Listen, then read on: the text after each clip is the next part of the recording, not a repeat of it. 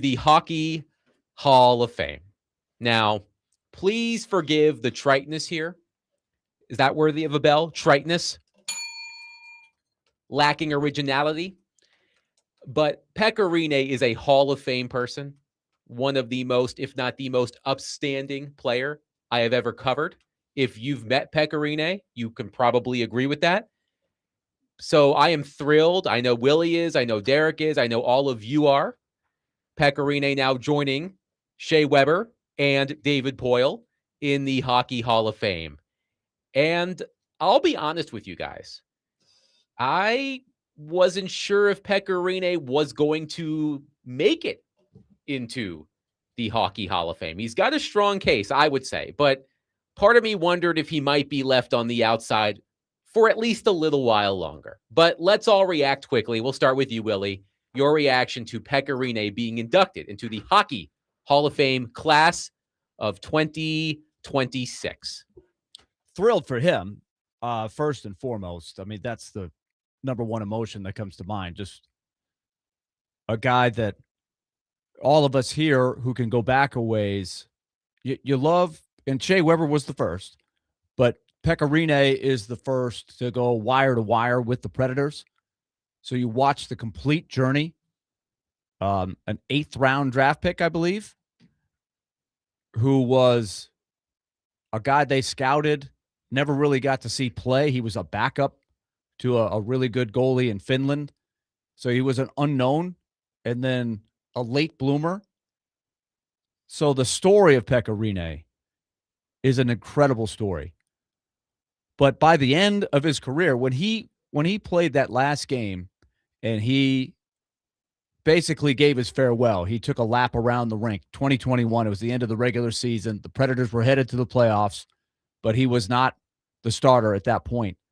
I think without him saying it, you could just read the room and say, this is it for Pekka.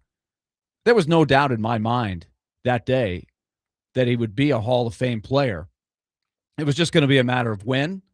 369 wins, a Vezina trophy, and his value to this particular franchise, I think, is what put him over the top.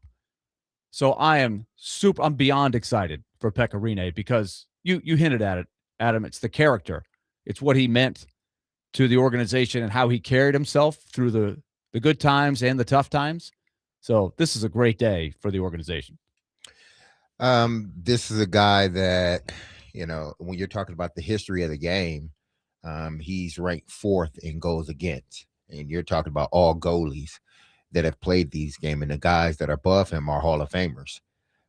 What he was able to do with this organization, how he was always a model of leadership for this organization, for the city, representing his organization. And, he was the goalie for the best parts of this team. When they made their run, he was the goalie. As his team grew in, popularity, he was the goalie. And he remained that way basically until the end. I'm not surprised that he got in. Maybe a little surprised that he got in as quick as he did. That's probably the only thing. But if you look at his stats and look what he meant to this team, there's no doubt that he should be in the Hall of Fame because he stacks up with a lot of the greats that are already in. Pekka Rinne played 683 NHL games. That ranks 34th all-time among goaltenders. He won 369 games, tied for 22nd. He had a career .917 save percentage, which was 13th all-time for goalies who played a minimum of 100 games. He won the Vezina Trophy during the 2017-18 season. He was a finalist for the Vezina Trophy 3 other times, including runner-up twice. And this is an important distinction. This is the Hockey Hall of Fame. This is not the NHL Hall of Fame. So Pekka Rinne's international resume also factors into this. But those are some of the notable numbers from Rinne's resume. But I think that's an interesting angle because one of the things that was unfortunate for Pekka Rinne is he never got to play in the Olympics. It never fell for him to play for Finland because the year that he probably would have gone, he had the unfortunate hip injury that really jeopardized his career. If you remember, Adam, and this was just before you started covering the team, but he had this really weird E. coli virus that got worse quickly. It got pretty scary. He missed 50 games or so, but that knocked him out of the Olympics. He surely would have been Finland's main goalie that year. He's had some great world championship runs. I think he was the MVP for a gold medal winning Finland team, but that's not why he's in the Hall of Fame. So even though that was maybe some sprinkling on top, I think he's in there for what he did with the Predators. The other inductees into the Hockey Hall of Fame class of 2026 in the builder category, Brian Burke, a longtime GM, led many, many teams over the course of his career. NHL players, other NHL players inducted into the Hockey Hall of Fame class of 2026. Patrice Bergeron, no surprise there. Arguably the greatest two-way forward in the history of the game. One of Pekka Rinne's contemporaries, Carey Price of the Montreal Canadiens, also inducted. Keith Tkachuk. It's been an uneventful week for the Tkachuk family. Uneventful weekend, I would say, for the Tkachuk family. And we'll get to one of Keith's sons in just a little bit. But Keith Tkachuk also entering the Hall of Fame. One texter says on our text line, driven by WilsonCountyHunting.com, this is great. Robbie will have to eat crow. This morning, he said he disagreed with Pekka having a statue outside of Bridgestone. I did not hear that, but I didn't either. That's interesting. Well, now wow. It makes sense for a Hockey Hall of Fame goaltender to have a statue outside of Bridgestone Arena. This is crow tomorrow. This is an interesting point about Rinne that I think makes him somewhat unique. And we do discuss a lot of times how goalies don't always hit their stride until a lot later in their career, as opposed to a lot of players. Mm-hmm. And Pekka Rinne had exactly 1 win and 3 games played before the age of 26. So you think about the young goalies and the discussion we've had about the one in this market would be a Askarov, right? There's other guys, you hear their name coming out of college. An example I think of right now, Devin Levi, who I'm wearing a Northeastern shirt right now. My daughter went to Northeastern. He was an unbelievable goalie for Northeastern. It looked like he was one of those that could go right into the NHL. Buffalo had him. There's 3 goalies ahead of him right now. The twists and turns in a goalie's career can be really interesting. Carey Price is a great one. Came up super early. Then his career was kind of cut short by injuries. There's a lot of different paths. But Pekka Rinne had won 1 game before the age of 26. He ended up with 369 wins, which is tied for 22nd all time. And when I think of the greatest moments in Predators history, Pekka Rinne played a part in many of those moments. Think about some of the outstanding playoff performances he had. I go back to, Willy, you'll have to tell me the year. Early in Rinne's career, the playoff series against Vancouver. The Predators did not win that series, but Rinne was outstanding in that series, if I recall correctly. You would have better knowledge of that than me because I wasn't here for that. But I do remember people talking glowingly about Rinne's performance in that series. Well, I think that's again a nuance of, if you're asking the question, how did he get in so quick, as opposed to just the sea of great players that have played in this league for so long. But I think that is a nuance. Mm-hmm. The Predators had never won a playoff series until that year. And they won the first round against Anaheim. He was great in that series. And then, I think on the big stage against the number 1 seed that year, Vancouver, who came within 1 game of winning the whole thing. He had a .932 save percentage in that series. The Predators lost that series in 6 games. He had a .932 save percentage. And that was the Sedins, and that was a really good Vancouver team. So he had some he elevated the whole franchise. Yes. Because that was not a deep Predators roster in those years. Like he was taking them and making them a much, much better team. You have to, of course, remember the back-to-back shutouts to start the Stanley Cup final run in 2017. The back-to-back shutouts in Chicago as the Predators went up 2-0 in that playoff series, ultimately swept the Blackhawks, and we We know what happened from there. And as I said, he is without a doubt. And again, this is such a trite word, so forgive me. He is the classiest player I have ever covered. Just a wonderful human being, would always answer questions no matter how tough. I mean, I remember how tough it was for me to ask Pecorine questions when you could tell that he was starting to be phased out. When UC Saros was starting to get more playing time, when Pecorine was sort of fading into more of a quote unquote backup role, he knew the writing was on the wall. He was incredibly supportive of UC Saros. He always answered the tough questions. After those poor performances in Pittsburgh during the Stanley Cup final, just a classy person, a really good person. And again, if you are a Predators fan and you ever had the pleasure of talking to Pecorine even once, I'm sure you felt that way as well. I had the honor to cover him for as long as I did. So I'm thrilled for him. I know Willy is, Derek is, I know all of you are. So congratulations to Pecorine being inducted into the Hockey Hall of Fame class of 2026. One texter says, as a very low knowledge hockey fan, which Hall of Fame is more prestigious, hockey or the NHL? There is no NHL Hall of Fame. It is the Hockey Hall of Fame. But wouldn't you say, when you go to Toronto and look at it, it's 90% correct is the NHL? Yes, but it is not. I mean, they don't have like greatest players in the KHL. I mean, it's the NHL with some sprinkling of the other big events, the Olympics, etc. But when did they started to phase out of that, or it's always been like that? It's always been the Hockey Hall of Fame. There is not like there, I understand your point. It just counts. It counts the small tournaments, like they have the World Cup or the Four Nations, right? They just want to account for that, right?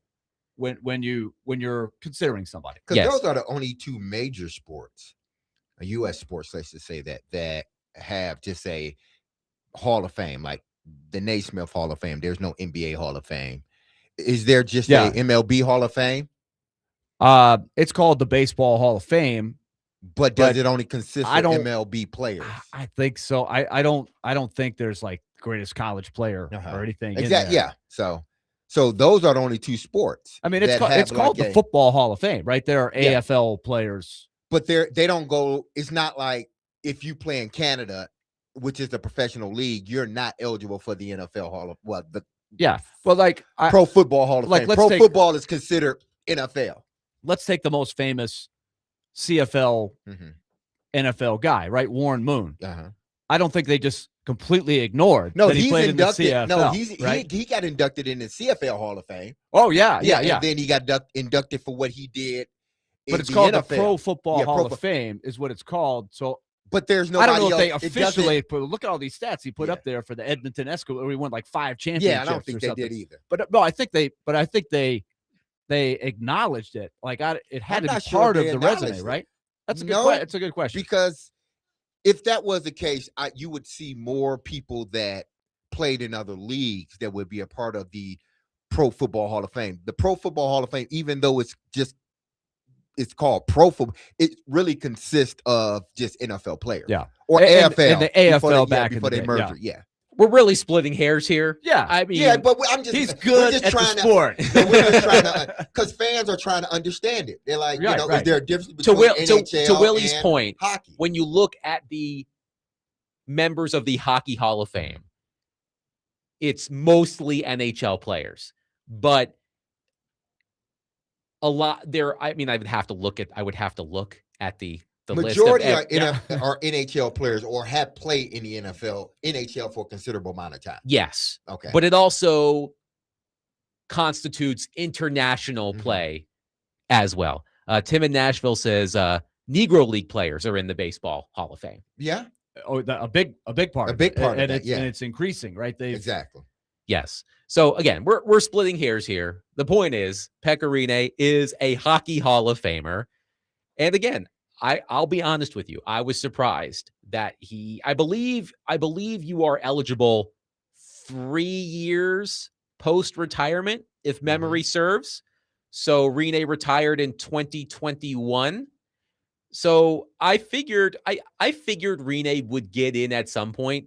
I was a bit surprised he got in this shortly after he Okay, retired. Let's put a reference point for the people listening here that will have followed the careers of all these guys. For me, I was a little more surprised that Shea Weber got in so quickly than I am today for Pekka Rinne. I always was confident Pekka Rinne would get in pretty quick. Shea Weber, because of the way his career was affected by the injuries, and imagine if Shea Weber had stayed relatively healthy down the stretch of his career, where he would have been on the prestige list. But it went a different way, right? With a lot of his physical limitations. But yet he got in there, boom, quick. But when you consider him winning, let's just say 4 titles, World Cup, Olympics, and the World Cup champ title. So if they are just saying it's a Hockey Hall of Fame, they would encompass all of that. I do think the gold medals with Canada carried a lot of weight for Shea Weber. Would you agree, Adam? Yes, absolutely. 615-737-1025. We'll take your thoughts on Pekka Rinne being elected to the Hockey Hall of Fame, a member of the class of 2026. 615-737-1025. Coming up next, I mentioned Keith Tkachuk will also be joining Rinne in the 2026 class of the Hockey Hall of Fame. It was an eventful Father's Day weekend for the Tkachuk family. We'll talk about that coming up next. Plus, I do have a question about the Predators in all of this. 615-737-1025. Willy Donick, Derek Mason, Adam Vingan, 1025 The Game.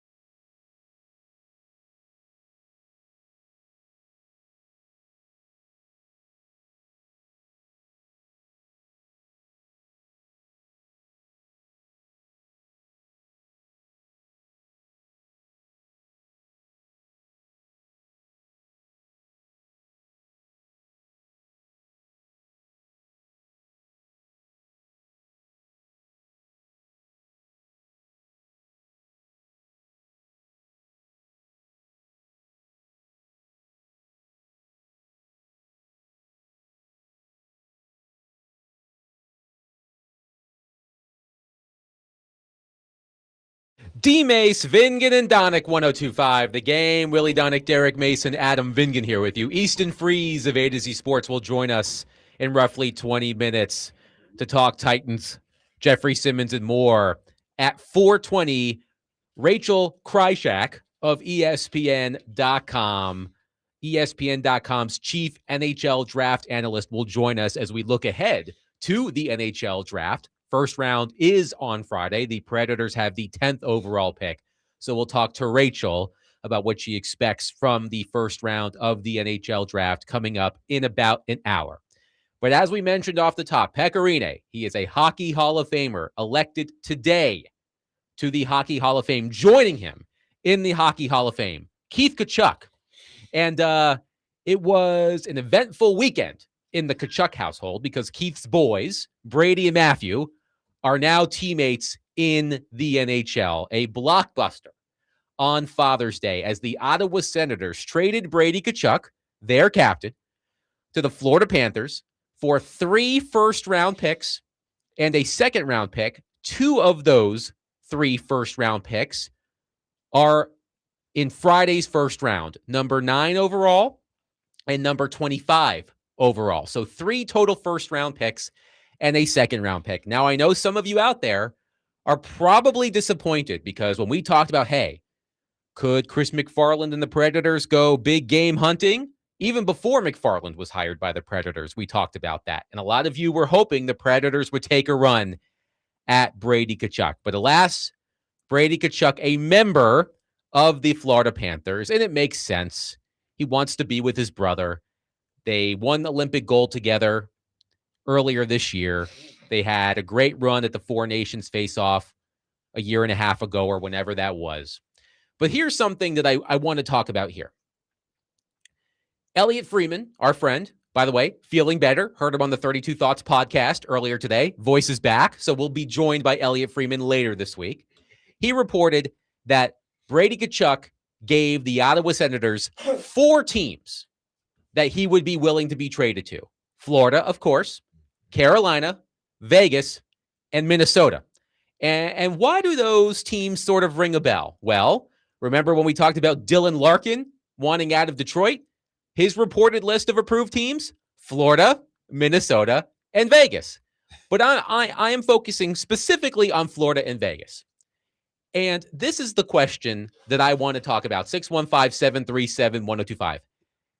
How quickly can Chris McFarland make Nashville a destination for the NHL's top stars? Because as we all know, Nashville enjoys many of the same advantages as Florida and Vegas. The weather's nice. Stop me if you've heard this one before. Tennessee doesn't have state income tax, just like Florida and Nevada.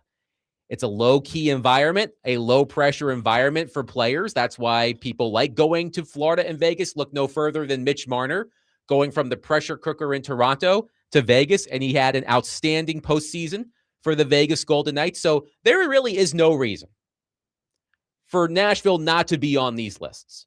Now, a lot of you are going to text and say, well, the Predators need to start winning, which is true. And the Predators need to acquire more players who played for Team USA, which could also be true. But Willie, I think one of Chris McFarland's main goals, it doesn't have to happen now, but in the immediate future, Chris McFarland needs to make Nashville a destination for the NHL's top stars. There's no reason that in a few years, when the next Brady Tkachuk or Dylan Larkin or Matthew Tkachuk or Austin Matthews, they want to go somewhere and they've got a no movement clause and they say, I'm only willing to go to Florida, Vegas, and Nashville. I think this should be one of Chris McFarland's key goals in the next few years. Find a way to put Nashville on that list. No doubt about it. I do think sometimes these players are a little bit short-sighted on where they want to go play. It makes sense for Tkachuk wanting to play for his brother. But when you only give a list of 3 or 4 teams, and even Florida, like to hitch your wagon to that group, which is a very old group, for next year, okay, but 2-3 years, with the exception of Matthew being there, I think there's a lot of question marks. But you're right with your philosophy, and I think about it this way, Adam. There's all this talk about, well, these teams are in the mushy middle. And every year, by definition, there are probably 15 teams in the mushy middle. And so what does each of those teams do? Each of those teams are different. But they don't just sit there and go, "Oh, we're in the mushy middle. What do we do?" Like all the people are like, "Oh, you're in the mushy middle. Can't do anything." But that's not the reality. The reality is you don't choose to be in the mushy middle. You are in the mushy middle. So what do you do about it? And that's a uniqueness of Nashville. And it doesn't mean that you have to go all in or all out in terms of a rebuild or just throw everything caution to the wind, which it looks like Toronto might be trying to do right now. Toronto's in the mushy middle, right? Would you agree? They're now in the mushy middle. They've never been out of it, really, by some people's definition, not mine. But since they lost Marner and what happened to them this year, and they've got to make a big decision on Matthews, to me, they're in the mushy middle. They're not a contender. They've never come close to winning the cup, and they're not as good as they were 2 or 3 years ago.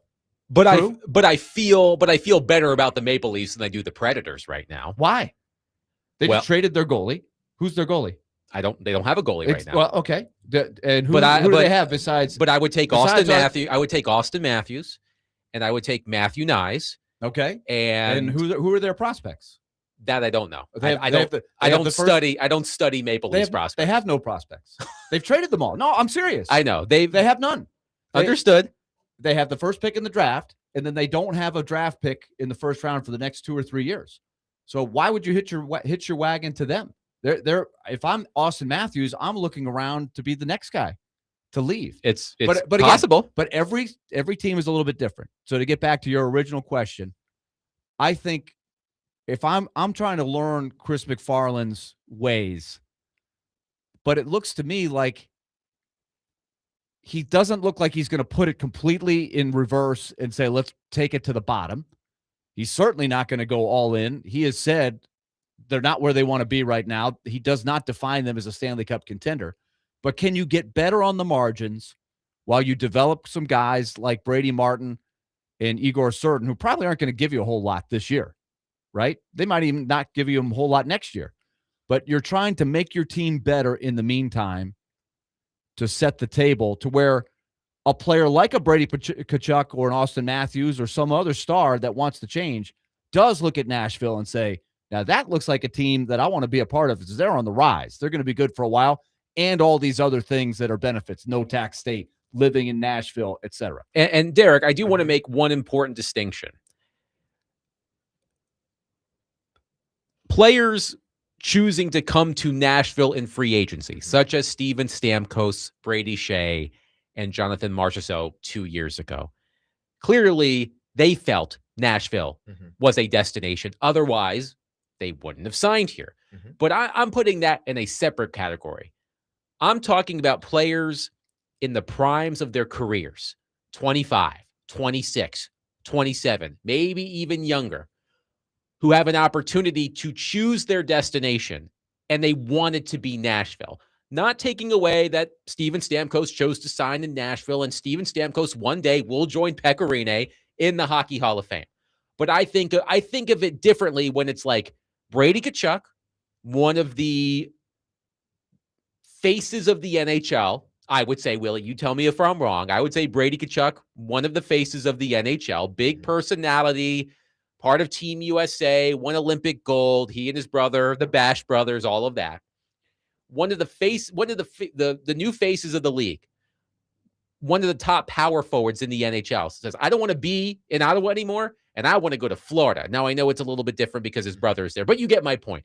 I differentiate between older players wanting to come here in free agency and players in the primes of their careers saying, I have control over my situation.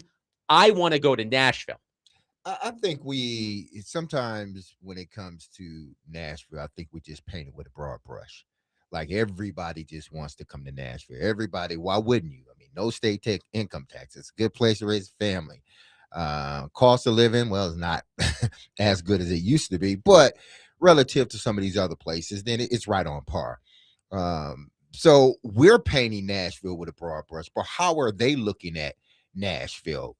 Certain players, guys in Tkachuk's situation, He hasn't won a championship. He's getting older. He's looking at a team. He's not looking at what they have in the minor league pool. He's not. He doesn't care. Right.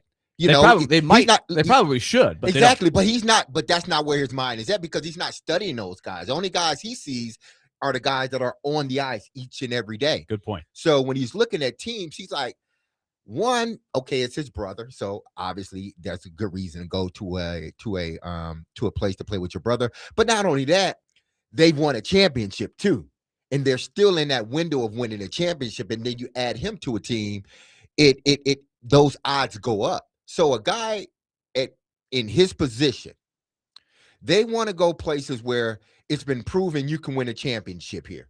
The teams that he named off, with the exception of Minnesota, over the last 10 years have been some of the winningest franchises. So as a player that's 29 going into my 30s, he's 29 or 26? He's 26. 26. He's going to be 27 before the season. Exactly. So he wants to go somewhere, even though he's young, he wants to go somewhere where he feels I can win a championship. And what better way to win a championship than with my brother? And I think that's how a lot of people, and until the Predators have to put themselves in a position where they are closer to winning a championship than not. And that's when you will start to really get these guys that are in the prime of their careers or just entering the prime of their careers, looking at Nashville and saying, okay, I see what they have on the ice each and every night. I like their coach. I see where they're headed. That's a place that I want to be, because why? They've already either won a championship or came damn near close. And I'm not talking about 2017. I'm talking about within the last couple of years or whatnot. And I don't see, Willie, like, to me, when I'm thinking, okay, how quickly can McFarland make this happen? I don't think it's going to happen necessarily when Ryan O'Reilly and Steven Stamkos and Roman Josi are still top-end players for your team, just because they're all in their mid to upper 30s. So it's about positioning the Predators in a few years from now.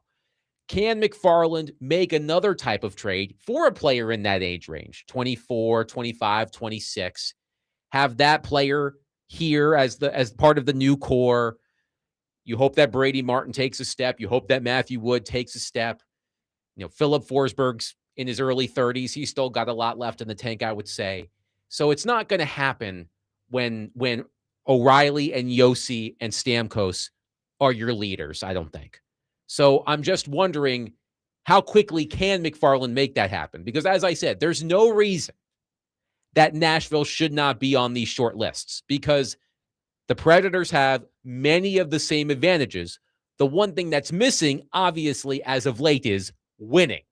So how quickly can McFarland change that? Well, they're not far removed from it, because even just the encouraging season they had under Andrew Brunette in his first year lured some huge winners, Marchessault, Stamkos, and Shea.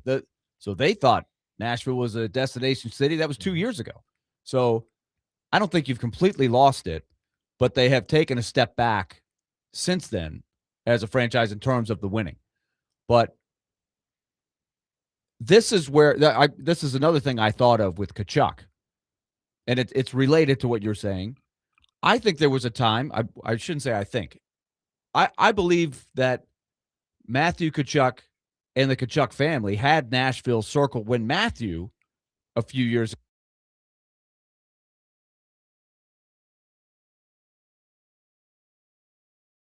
ago, you probably need to think about trading me now, because I'm not going to re-sign with you. So he at least was honest. He didn't do what Ryan Suter did to the Predators and sort of leave them right up to the altar where they couldn't get anything for him, and they lost him for nothing in free agency. So you could call it disloyalty, or, he didn't stick with the guys who gave him his chance and all that stuff in Calgary, but he at least told the Flames with some time left, you probably want to trade me because I'm not going to re-sign here. So go shop me around. At that point, I think the Predators could have dove in and gone after Matthew Kryshak and had success there. And they didn't really do it. And if they got Matthew Kryshak, they probably could have gotten Brady Kryshak. Here we are, 3-4 years later? 4 years later, yep. So, so for that reason, I do think that when you ask, why is Nashville unique?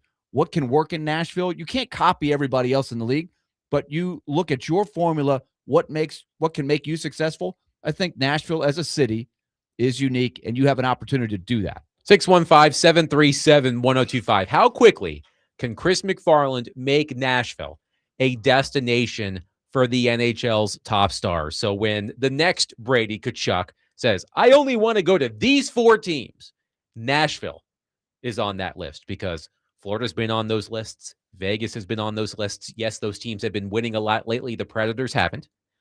But how quickly can McFarland make Nashville a place where the top stars, if they've got control over their situations, they want to come to Nashville? 615-737-1025. We'll put a pin in this for now. Coming up next, Easton Freeze of A to Z Sports will join the program. We'll talk about Jeffrey Simmons' new contract and more coming up next. 615-737-1025. Willy Donick, Derek Mason, Adam Vingan, 1025 The Game.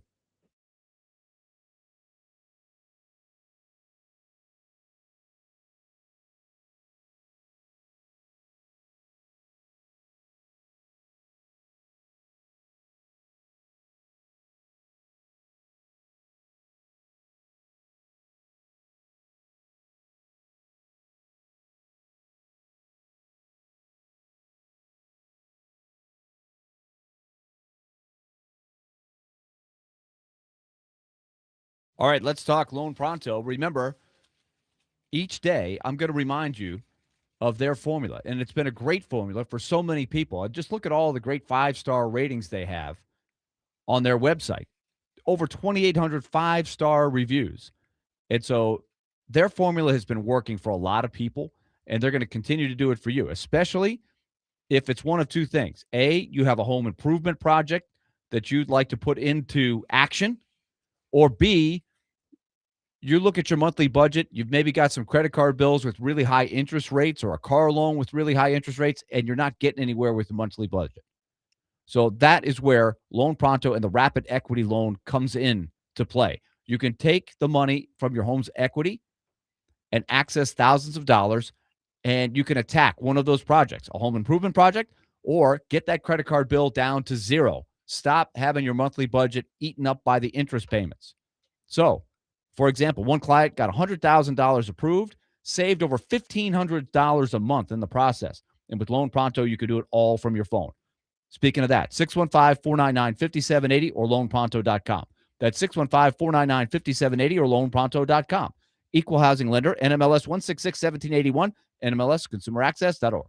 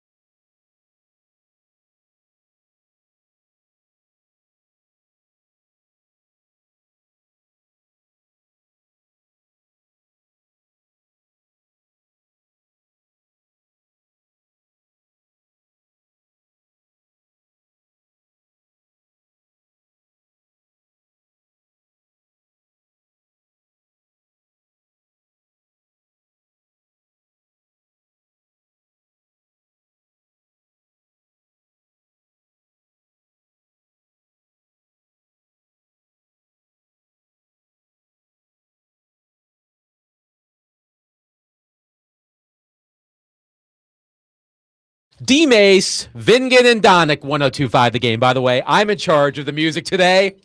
The theme, Yeah, we see. my favorite songs from Tony Hawk's Pro Skater 1 and 2. 30-somethings, get at me. Fabulous game, fabulous soundtrack. A little Rage Against the Machine. I don't take no problem with Easton that. Freeze as someone who likes Rage Against the Machine, but let's go to our phone line, driven by Wilson County Hyundai.com, and welcome in Easton Freeze of A to Z Sports. Hello, Easton. How are you? Hello. Am I here to talk about Tony Hawk Pro Skater 2? Because this is going to be a really bad conversation. No, you're not, but Okay. we're glad to have you. So, Easton, what was your big picture takeaway from the Titans signing Jeffrey Simmons to a market resetting contract last week? Not surprising that they did it. We've known really since the middle of last season, once somebody looked up and realized it on Spotrac or on Over the Cap, that like, hey, Jeffrey Simmons is kind of out of guaranteed money after this year. The way that his deal before this new one was structured didn't really give him as much security as you'd like on the final 2 years. And based on his level of play last year, it was very obvious that this guy deserves a new contract, is obviously going to want to come to the table for a new contract, and is well within his rights to do so. And the Titans are a team that has plenty of room financially and also plenty of cash financially. This idea that Amy Adams-Strunk is a cheapskate owner. There are ways to not be a huge fan of Amy Adams-Strunk that are somewhat reasonable. The whole cheapskate thing passed with her father, frankly. That's not been true for a very, very long time. The timing of it is interesting. Not that I wasn't expecting it to come before the season, but part of me thought that it would kind of be like Amani Hooker's contract last year, where it came during camp, kind of right before the season. I understand why Borgonzi did it now. I think that he was smart to do so, just to get out ahead of the rest of the market. There are a handful of top defensive tackles that could get new contracts pretty soon. And the way that the entire league is shifting from a play style meta standpoint is that interior pass rush, I'm not going to go crazy and say it's just as important as edge rush. From an efficiency standpoint, you are not getting to the quarterback as often up the middle as you are on the edge. That is still true. But truly game-wrecking interior pass rushers are starting to be game planned for and starting to be paid like these top edge rushers, because if you can crush a pocket, not only does it allow you to get to the quarterback up the middle, but it's a force multiplier for your edge rushers in a way that the edge rushers getting home isn't for the interior. It flushes the quarterback out into the hands of your edge rushers, right? So like if you have an awesome interior pass rush, it can be just as effective. And we saw the Seahawks win the Super Bowl with that this year, right? Like name an edge rusher on the Seahawks. That wasn't really their game. They were just a dominant defensive front on the inside.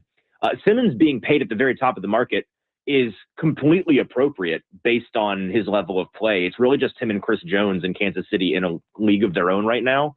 And those two arrows are pointing in different directions. Chris Jones is older than he is, and the height that he reached is a height that I don't think Simmons has quite reached. But right now, if you made me pick one, I don't really have to think that hard about it personally. Maybe that's me just being too close to it or being a homer, but I think Jeffrey Simmons is the best defensive tackle in the league, and now he's being paid like it. Now, Nick, from what you gather, is because he had 2 years remaining on the contract, but there was no guaranteed money. So like you said, I understand why they was so adamant on getting the deal and they got it quickly. But how much of it is new monies? And is it truly a 3-year deal, or is it 3 years plus the other years we will not get to eventually? Right. So it's 3 years tacked on to the 2 that he still had. So he's now under contract through 2030. And it's a ton of new money. It's $100 million guaranteed, which is a record for the position in the NFL. So that is 9 figures now in his pocket, 100%, no matter what. So it's a ton of new money, and I think that puts him in Tennessee through his age 33 season, if I'm not mistaken, which is on the old side. But the way that like the age curve, the data on ages for players of that position, it's pretty favorable to guys into their early 30s. And I don't know if you guys have seen Jeffrey Simmons recently. I posted a tweet of a picture of him at the podium year 1 and now going into year 8. He really does. We do the whole like best shape of his life thing this year for everybody, but he is in better shape than he's ever been in. And the way that he talks about his nutritional plan and how obsessed he is with his fitness, he's clearly in the best shape that he's ever been in, which is only going to lend itself to the longevity of his career. We're talking Easton Freeze at A to Z Sports. Now, Easton, they did come out, Salah, and he wants to rotate these defensive linemen. And obviously, Jeff had something. I'm not going to say he meant it, but he was like, listen, I'm a different breed of guy. I can be out there on the field just as long as, just anybody else. And you shouldn't just kind of corner me in a sense to 4 plays. But now that they've got a new deal set, not to say that Jeffrey would have made it a big deal, because I don't think he would have, but do you think he's more inclined to say, okay, I got my money now. Now, if he wants to go 4 plays in, 4 plays out, I'm more inclined to do it now. Because my thing was, if you're going into a contract year and as a player, you think you're not getting the time that you need, there may be a problem, because you're thinking, man, they're taking reps away from me, which when in our minds, you're taking money off my plate. No, and I hadn't thought about that, which is not surprising that you were able to put yourself in the mind of a player that way, because that makes total sense when you put it that way. He might be more willing to do it. I'm sure you can also relate to the fact that part of that is he would probably be frustrated about getting those opportunities to make money taken away from him. But even now that the money is secure, you don't get to be the level of player that Jeffrey Simmons is without having a hunger for the game that really goes beyond the money. You know what I mean? And I don't think that he's somebody that goes out there every weekend to cash a check. I think that he has that Ray Lewis approach. What did Ray Lewis famously say? Where it's like, you pay me for Monday through Saturday, Sundays are for free. I think Sundays are for free for Jeffrey Simmons. The snap count thing is interesting, and I wish I had these numbers in front of me, but I don't. So I'll kind of paraphrase here.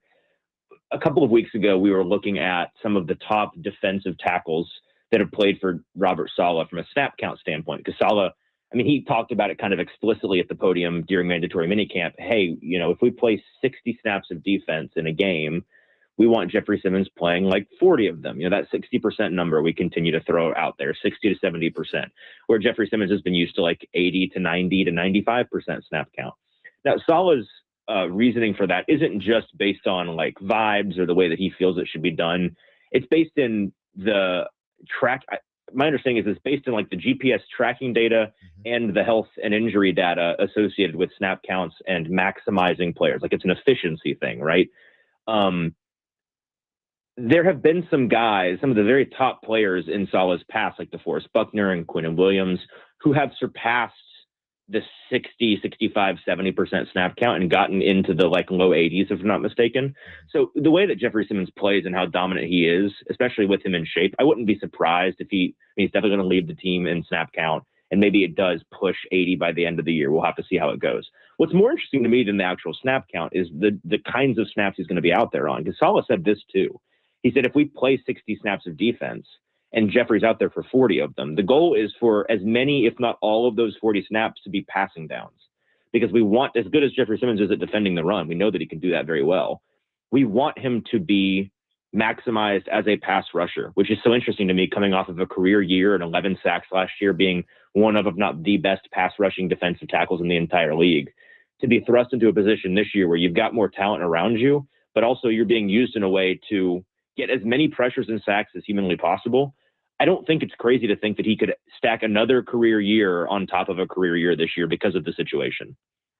Easton Freeze is with us. So, Easton, as you listen to Robert Saleh lay this out, and it looks like the technology backs it up, and he's got a great track record. Do you think there will be any big picture issue with the buy-in here? I think this is a very interesting philosophy that he's bringing to the table, and I can see if it works really well, that could accelerate, I think, the belief and the buy-in that you're looking for.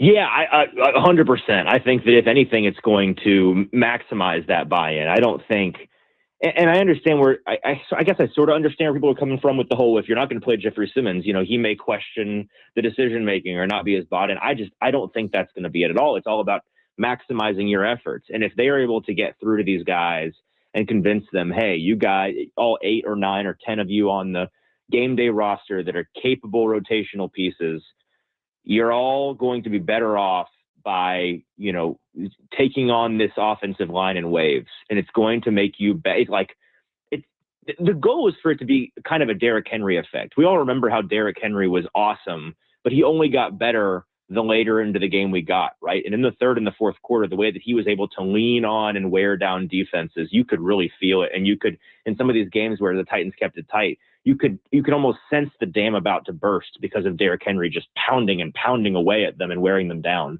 That's the goal with this defensive line approach, right? Is for you to be fresher and more eager than the offensive line by the third and the fourth quarter, and for that dam to break, and for you to get these high leverage sacks and pressures in the most important plays of the game.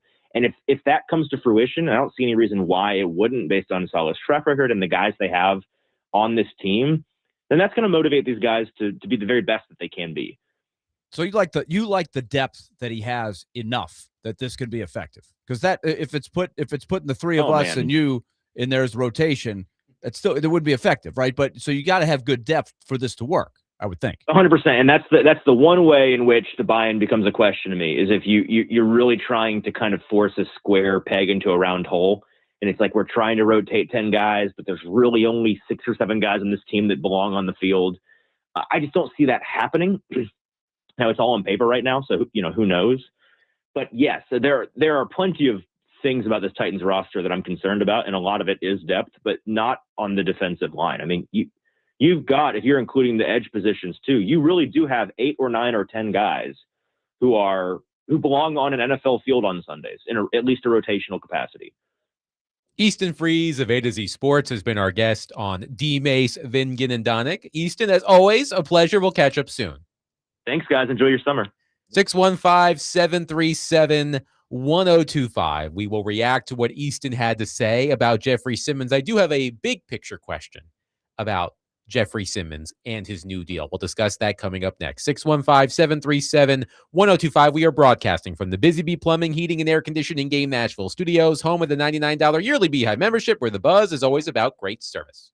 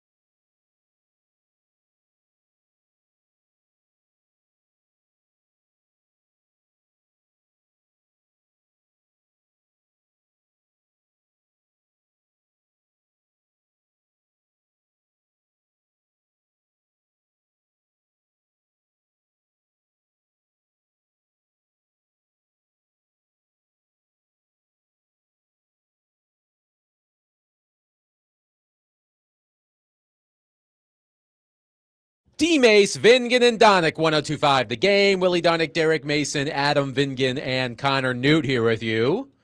Coming up in about 20 minutes, Rachel Kryshak of ESPN.com, ESPN.com's chief NHL draft analyst, will join us as we look ahead to the first round of the NHL draft, which is Friday, kind of crept up on us. The Predators have the 10th overall pick in the draft. We'll talk about that and more with Rachel in about 20 minutes. Quick programming note. Our show will be on hand at the now I always forget that we've done this show. What's the name of the place in Richmond? It's not Barrel House, but the MGM, not MGM. BetMGM. BetMGM Lounge. We'll be there, and we'll have a special show for our draft coverage that night. Cool. Yours truly will be hosting. Very nice. Yeah. Let's do it. So stop on Along by. with my whole array of talent around me. Such as Max High Maintenance Hers. Oh yeah, he'll be on. Definitely. Oh, hand. of Yeah. course. Oh yeah. Who Chris else? Mason, Who else will be on the Chris show? Mason and all the dignitaries. Okay. Yes. Very nice. So we have that to look forward to on Friday as well. So right as we came on the air this past Friday, the Tennessee Titans, well, it was broken by Adam Schefter and others, but the news that the Titans had signed Jeffrey Simmons to a massive contract extension, making him the highest paid defensive tackle in the NFL, $35.3 million per year. And we gave our instant reaction on Friday. And this is where I want to go with this now. 615-737-1025. What does Jeffrey Simmons' new contract tell us about the Titans' intentions? You heard from Easton Freeze in the previous segment. I do believe that there is this sense that Amy Adams Strunk isn't willing to put her money where her mouth is. I would venture to guess that this perhaps puts that narrative to rest. But Willy Donick, when you think about this contract, and remember, you and I, we've been talking about the idea of trading Jeffrey Simmons now for a little while. Clearly, that's not happening. But what does this move, what does this massive contract extension for Jeffrey Simmons tell you about the Titans' intentions in the near future? Had they decided to trade Jeffrey Simmons back during the trade deadline or last offseason, I would not have had a problem with it at all. Anybody who's listened to the show knows that I was pretty adamant about that. But they've taken this direction. I think what it says to me is they feel like he will still be a dominant player by the time the stadium opens in 2 years, and they will have advanced the roster to a point where they will have the tools to win by then. I think that would be the goal. And the timing is interesting because it's not like Jeffrey Simmons is 32 or 33, right? He's right on that borderline where he, if he's the special player that the team clearly thinks that he is, maybe his window is a little longer in that dominant phase than an ordinary player. Well, they're hoping that, he sort of falls in line with Chris Jones or Aaron Donald, guys that were playing or is playing really well, even at the age of 30 plus.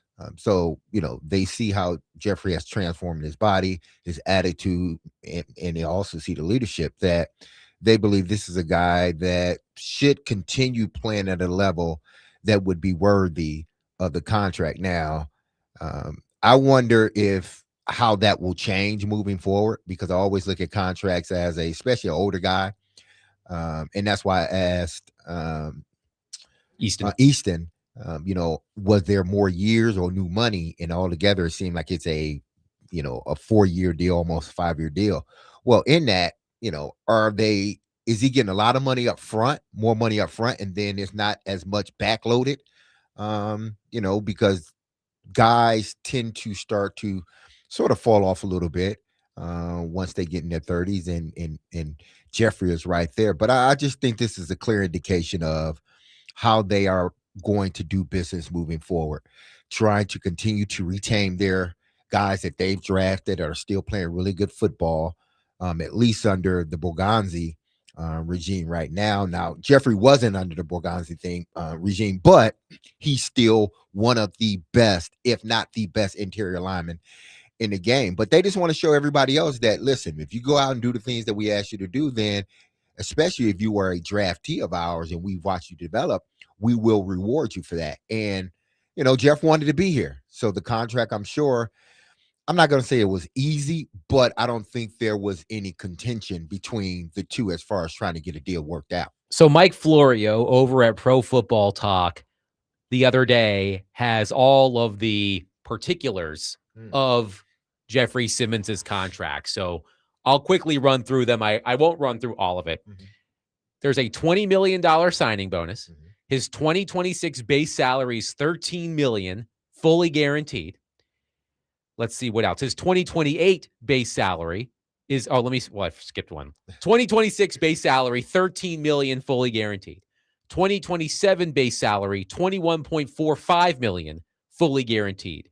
2028 base salary, $27.05 million, guaranteed for injury at signing and fully guaranteed of March of 2027. His 2029 base salary, $22.251 million, $4.5 million of which is guaranteed for injury at signing and fully guaranteed in March of 2028. 2030 base salary, $30.75 million. I think that's when they sort of decide that last year or two on how he's playing as a player and, how much the market has risen since then. And is he still, playing at a level where they can justify the last year or two of the contract? But they're hoping that the production they get out of him the next 3 years will propel them into, potentially a Super Bowl. And then it allows you to sign other guys that are going to be coming up. We talked about Peter Skoronski. I think that's the next deal they end up getting done. And then obviously, if Cam continues to play well in 3 years, they will be trying to redo Cam's contract, as well as Carnell Tate, guys like that. But what they're showing, what Amy is showing is that, listen, I am dedicated to this team, and I'm trying to do the things necessary to make sure that the building blocks are here. And one of those building blocks, and a big one, is Jeffrey Simmons, and that we're going to continue to put together a team that is in a space that we're going to win now rather than having to wait 3, 4, 5 years. And I think, Willie, that's a good point Derek brings up, and Easton Freeze brought up this point in his write-up on A to Z Sports about this signing, that this shows the other young potential stars on the Titans roster, of course, Cam Ward, but also Peter Skoronski, J.C. Latham, and others, that if you do the right things and you show that you are worth the money, we will pay you to keep you. Remember, draft, develop, retain. That's the goal. But I do think that Borgonzi, and of course Amy Adams-Strunk, she's the one cutting the checks, shelling out big bucks for Jeffrey Simmons shows the other Titans young players, if I do my part, the Titans will take care of me. And I think they've always done that. I don't think there's ever been a question of that. They just haven't drafted enough guys. That's very true. And they've been spending all this money on unrestricted free agents who are, by definition, most of the time, flawed players who are older, and you have to overpay. I shouldn't say necessarily flawed, but a lot of times there's injuries that have racked up. There's a reason why their teams or previous teams have let them become free agents. So either they haven't been quite what they hoped, or they've got an injury history and they're at an age where it's like it's not worth paying the big bucks. So you have to overpay for those guys. So you would rather pay big for the people that you drafted and developed. Floyd Reese used to say it all the time. Just give me my guys. I want my guys, and I'll roll.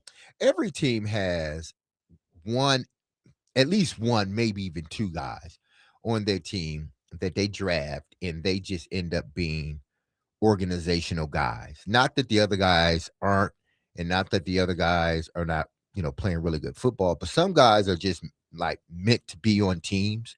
For us, it was Bruce Matthews, because Bruce came from Houston, then he played here in Nashville, but he was meant to be an Oiler. He was here, 20 years with both franchises combined. We looked at Eddie and Steve, but they end up, at the end of their careers, end up either being traded or allowed to hit free agency. I think Jeffrey Simmons is closer to Bruce Matthews. He's closer to a guy I think Miss Amy want to have as an anchor guy that is the new face. Cam's going to be the face if he plays well. But when you think of the franchise, you think automatically of a guy like Jeffrey Simmons. Not that you're going to think about Steve or whatnot, but even Derrick Henry may not get an opportunity. He didn't even get the opportunity that Jeffrey may get. And what I mean by that is retiring, hanging up your cleats at one team, spending your whole career with one team. And Jeff may be the only guy outside of Bruce Matthews that is able to do that. I was going to ask, who was the last member of the Titans organization to do that? Great players like that. Not Derrick Henry. It wasn't Derrick Not Henry, Steve McNair. Not Steve, not Eddie. Not Eddie, not you. Not myself. The Bruce was really the last troop that they drafted, spent a considerable amount of time here, and was the man at his position or a top 5 or 10 guy. Bruce is the only guy. I'm thinking B-Hop, but yeah, B-Hop. He spent 10, 11 years with Who would you Titans. put on that list, Willie? So I think B-Hop would be on that list too. What's the official criteria?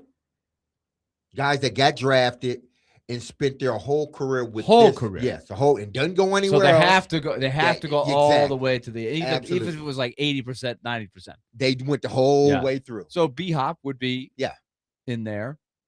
Blaine Bishop. No, he went. Oh, to he did Philadelphia. go to. I forgot. You're right. Keith Bullock went to New York. Man, it is funny. It's like Franco Harris did play for the Seahawks at one but point. you Like don't remember it. right. You don't remember. Jerry it. Rice did So play there's for a the couple of those Seahawks and the guys Raiders. with the Titans. You're right. I hadn't thought about that. Part Frank of it. Wycheck? No, Frank He started, started with with the Reds, with Washington. Yeah. That's true. He ended his career in Tennessee, the but, Titans, but yeah, he started his career elsewhere. So I don't think there's been many guys. Not many lifers. Yeah. Not many Titans lifers. And And I think I don't know Jeff that would that's super be- unique. I think a lot that happens like with Joe Montana ended up with the Chiefs. Like some of the greatest players did end with somebody else. Yeah. But you think about it this way, right? Like Derrick Henry, when his career ends, I would assume that most people are going to associate him with the Baltimore Ravens, despite the fact that he got off to a fabulous start here in Nashville. So you have to think about it that way. 2 texters have chimed in, Jackson and Tim, at the same time and said Taylor Lewan. Yeah, I would say Taylor. But his is almost injury related. And he retired relatively early. Yes, he retired young. Yes. Well, he played 9 years. Yeah, he played 9 years. So you could say Taylor. Taylor is another one. Okay, I've received a text from someone suggesting Rob Baronis. He got cut short. Yeah. He got cut short. Because he was still playing when he passed, right? Or he retired. So he may be another one. But he may have. Remember. Did he retire? But as far as the accolades, yeah, he had some great moments. He was great, but I wouldn't put him in the. If you're trying to defining players, yeah, you probably wouldn't. He wouldn't come up first. So Jeffrey Simmons, the point is Jeffrey Simmons has a unique opportunity. Exactly. Here, especially if he builds off what he did this past season. He was outstanding. There's no way about it. Whether you look at the film, you look at the numbers, you marry the two, Jeffrey Simmons was outstanding this past season. And it will be interesting to see how he builds off of that under Robert Saleh and Robert Saleh's plan to cut back on Jeffrey Simmons' snaps. But we've seen players thrive in that system. I mentioned Quinnen Williams back in 2022, played fewer than 70% of the snaps, still had 12 sacks and was a first-team All-Pro. So it's there for Jeffrey Simmons to take. 615-737-1025. We'll get back into the Titans in just a little bit. But coming up next, Rachel Kryshak of ESPN.com will join us. We're going to look ahead to the first round of the NHL draft. It is on Friday. Again, snuck up on us. The Predators have the 10th overall pick. We'll see what they can do with that pick. We'll talk about it with Rachel coming up next. 615-737-1025. Willie Donick, Derek Mason, Adam Vingan, 1025 The Game.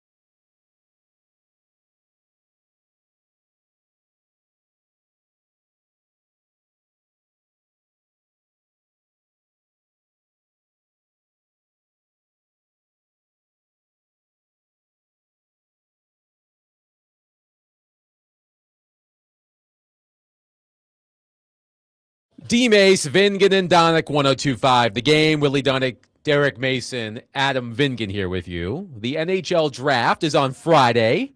The Predators have the 10th overall pick in Friday's first round. And to help us preview the first round and all of the rounds of the NHL draft on Friday, we welcome in NHL draft analyst Rachel Kryshak of ESPN.com. Hello, Rachel. How are you? I'm good. How are you? We are doing well. Thank you so much for joining us. So you recently published a story on ESPN.com breaking down every NHL team's biggest prospect pipeline need and the players who could fill them. So when you look at the Predators at number 10 overall, you study their prospect pool. Why don't you answer that question for us? What is the Predators' biggest prospect pipeline need, and who is the player you think can fill it for them? Oh, man. Okay. So the Preds actually have a pretty decent prospect pipeline, if we're being honest, right? You look at some of the guys that they have, like a Tanner Molendyk and Brady Martin. Like, those are the guys that are going to be good for them. But, I mean, Riker Lee is also a high-end skilled guy. I feel like if you're going to add to the Predators prospect pool, there's a need on defense, but there's also a need for a highly skilled power forward. And I think when you look at that, they're going to have options at their pick to pick between either one of those needs. If Ethan Belchetz gets to them, I think that would be an absolutely fantastic selection for them.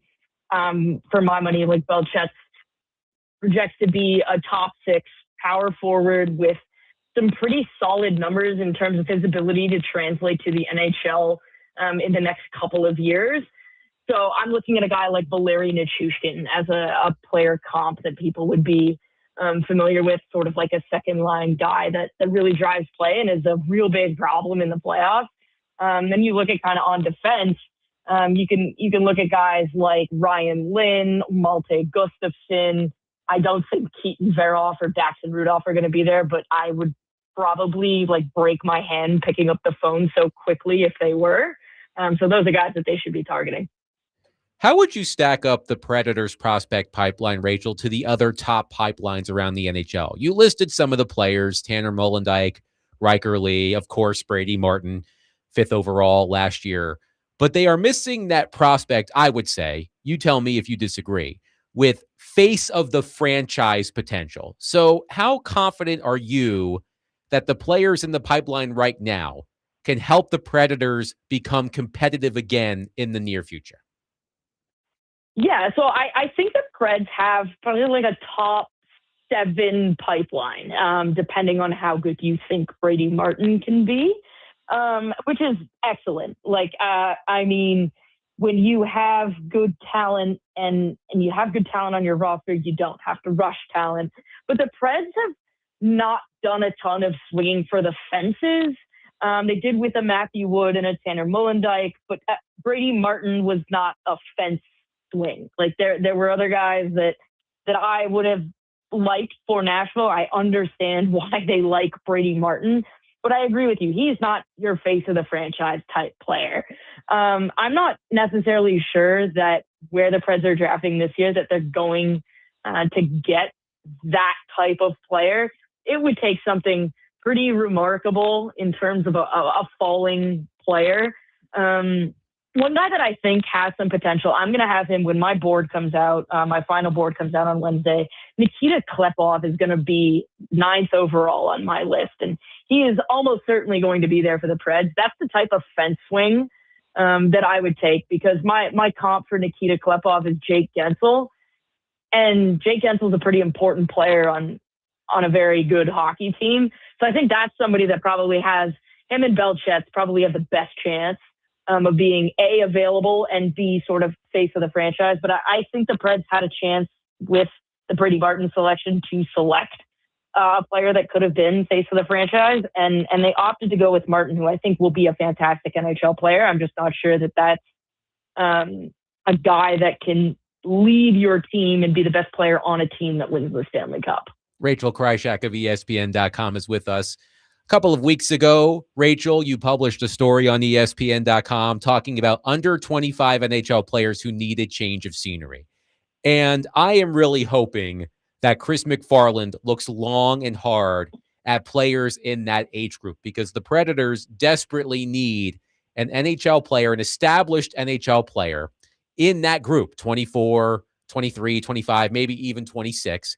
But I'm looking through your story. We've talked about some of these players on the show, Mason McTavish and Simone Nemitz and Matvei Michkov. When you look at the under 25 players who you listed in your story a couple of weeks ago, is there a player, if you were advising Chris McFarland, you look at the Predators roster, which of these under 25 players who need a change of scenery would you suggest he go after? Oh my goodness, I think Matvei Michkov would have to be at the top of that list. Not that I think they need like a winger or anything, but when a player like that is even potentially available, that is a player that you are putting your chips in for, because it doesn't seem like he is necessarily a fit in Philadelphia under Rick Tocchet. But we're also talking about a guy who was mentioned in the same breath as Connor Bedard and whose comps coming into his draft year were Nikita Kucherov if he hit his ceiling. Nikita Kucherov is not only the face of a franchise, that guy just won a Hart Trophy last week. So, I mean, if you could take a risk and get a guy like Michkov, that's a guy that puts butts in seats and then gets butts out of seats in excitement. If he's not available, I think you have to look at the two Ducks. Mason McTavish and Owen Zellweger are two players that I think are kind of getting their roles diminished in Anaheim, and that's because they've drafted so many players so high. But I really think Mason McTavish has a chance to be a number one center in the National Hockey League, and I think he could be that pretty quickly. Like if you put him in number one, maybe number two minutes in Nashville next season, I think he's got the chance to put up 65 to 70 points right off the bat. So those are probably the three players I would say I would target. I'm not necessarily sure that under the new GM in New Jersey that Simone Nemitz is actually available. And Rachel, of course, the Predators here, we talk about a lot. They have that gap in that age category. They have a lot of real young players that you referenced before that are just scratching the surface, and they have a steady group of veterans who are in the 30s. So that age gap or that age range looks like something that Nashville would be really interested in. Can you give our listeners a little more background of why a guy like Michkov? I mean, you just gave some glowing things about his skill set, and we've seen it for sure. But this is also a guy that doesn't seem to be clicking with Rick Tocchet, and he was healthy scratched in a lot of big games. So why do you think they're making? Why do you think he might even be available? Yeah, so I'm a big proponent of unless you have like a John Cooper type of coach, you should never be choosing a coach over your superstar. That's just, especially at that age where there's untapped potential there. I mean, so I live just outside of Manhattan. So I have the opportunity to see Matvei Michkov when he plays against the Rangers, when he plays against the Devils, the Islanders. Even I go to Philadelphia sometimes. So I've seen a lot of Matvei Michkov.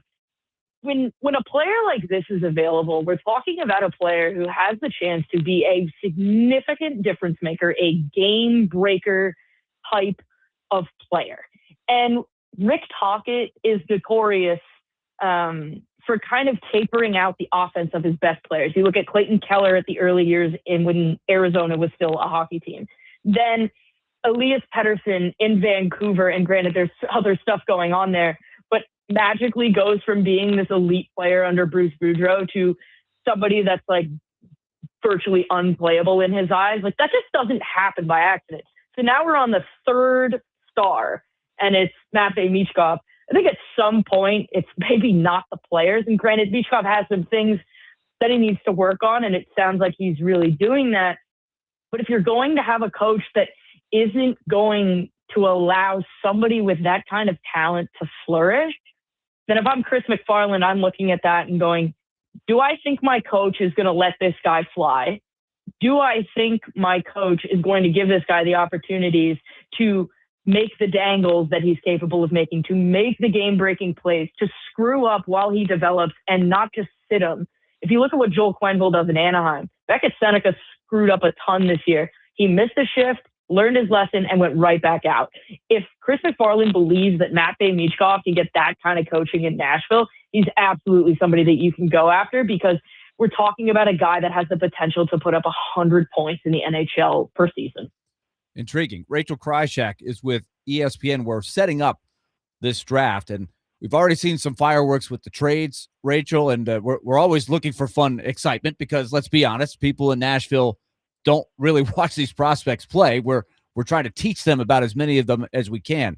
But one concept that has been coming to light with the Brady Tkachuk trade, Quinn Hughes, etc., is maybe some Canadian markets, would they be reticent about drafting an American player high in the draft because there might be an outside shot that someday they would want to angle their way out of the Canadian market? What do you think of that theory? Would that affect this draft at all based on just the recency bias?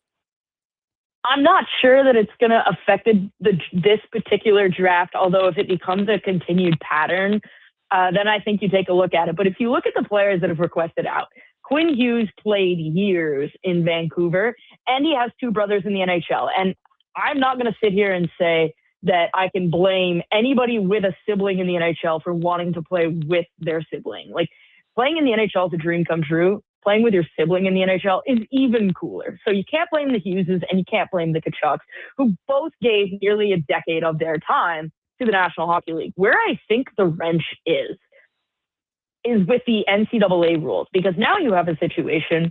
Let's look at the Ruck brothers, who are in this year's draft and potential first-round picks. They're going to the NCAA. Well, the NHL rules are that if you are drafted and you go to the NCAA and you don't sign a contract, 4 years later, you are an unrestricted free agent and can choose your team. So if I'm an NHL team and the Ruck brothers have told teams that they want to play together, that's their desire, I would probably be pretty reticent about taking players like that in the first round if I can't guarantee that they're going to sign. So I think we have to wait a little longer to see if this is going to be a problem. But I really think that it only is going to pertain to guys with siblings. But for the most part, I think guys will report. And then if it doesn't go well over a long period of time, then I don't think you can necessarily blame them for wanting to leave. But at the same time, I think it's a question that you would have to start asking in interviews, in the same way that Russians for a very long time, and still even now, are asked, are you going to come over to North America? Because you're not expending a first-round pick on a player that you're not even sure is going to be available to you, which is how Kirill Kaprizov ended up going in the 4th round. Rachel, before we let you go, this is such a hard question to answer because these kids are so young.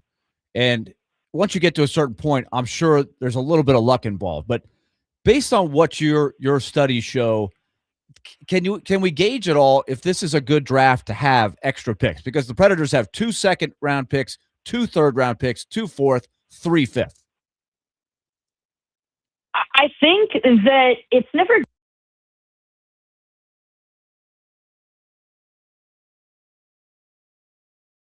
good if you're a team that isn't risk averse and like you're willing to take swings with those 2nd and 3rd round picks.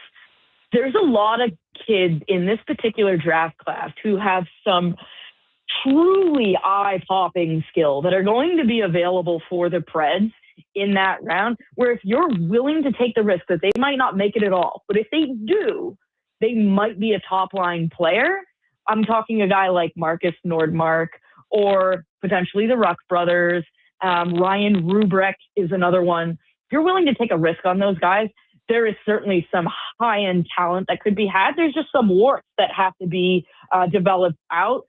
This is certainly, at least at the top of the draft, one of the best drafts for defensemen in a very, very long time. Rachel Kryshak of ESPN.com has been our guest on DMase, Vingan, and Donick, helping us preview the NHL draft. First round, Friday, the Predators have the 10th overall pick. Rachel, thank you so much for your time. Enjoy the draft. We'll catch up soon. Thank you.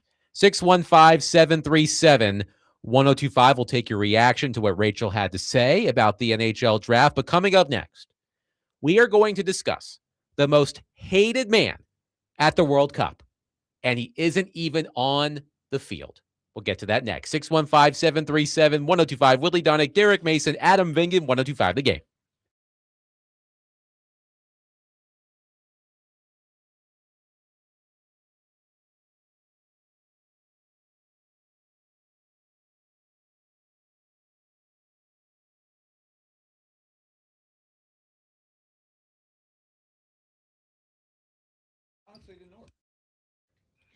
Hey, if you lived in Middle Tennessee for any time, then you've seen how wild our weather can be, from winter storms, tornadoes, to flooding. We've seen it all. Like many of you, the winter storm earlier this year caught me unprepared. I lost power for 7 days. That's 7 days out of my house at a hotel, worrying about if I was going to come home to busted pipes. That's when I realized being prepared isn't optional. I'd be ready for the next time a weather emergency happens. So I started looking for whole home generators and found Tri-State Water, Power, and Air. They've been in business for over 30 years, specializing in generators for more than half of those, which is all great. But the reason I chose them and chose to go with them ultimately was because of the reviews and the confidence other homeowners shared about their experience with Tri-State Water, Power, and Air. When Tri-State came to my home, they did a free on-site assessment and made sure the generator fit my home for me and my family's needs. The things I appreciated the most was they didn't try to oversell me. They just got straight to the answers. Everything was turnkey, and they handle everything. I mean, from installation to long-term services. If something ever goes wrong, I'm not calling around. I'm making one call to Tri-State Water, Power, and Air because they got me covered, and that's the type of relationship I want, and I know that's the type of relationship you want. So look, the weather isn't slowing down any. It's been raining today and may even rain tomorrow, but be ready. Call Tri-State Water, Power, and Air today and protect your home and your family. Find them at tristatewhiteweight.com. That's tristatewhiteweight.com.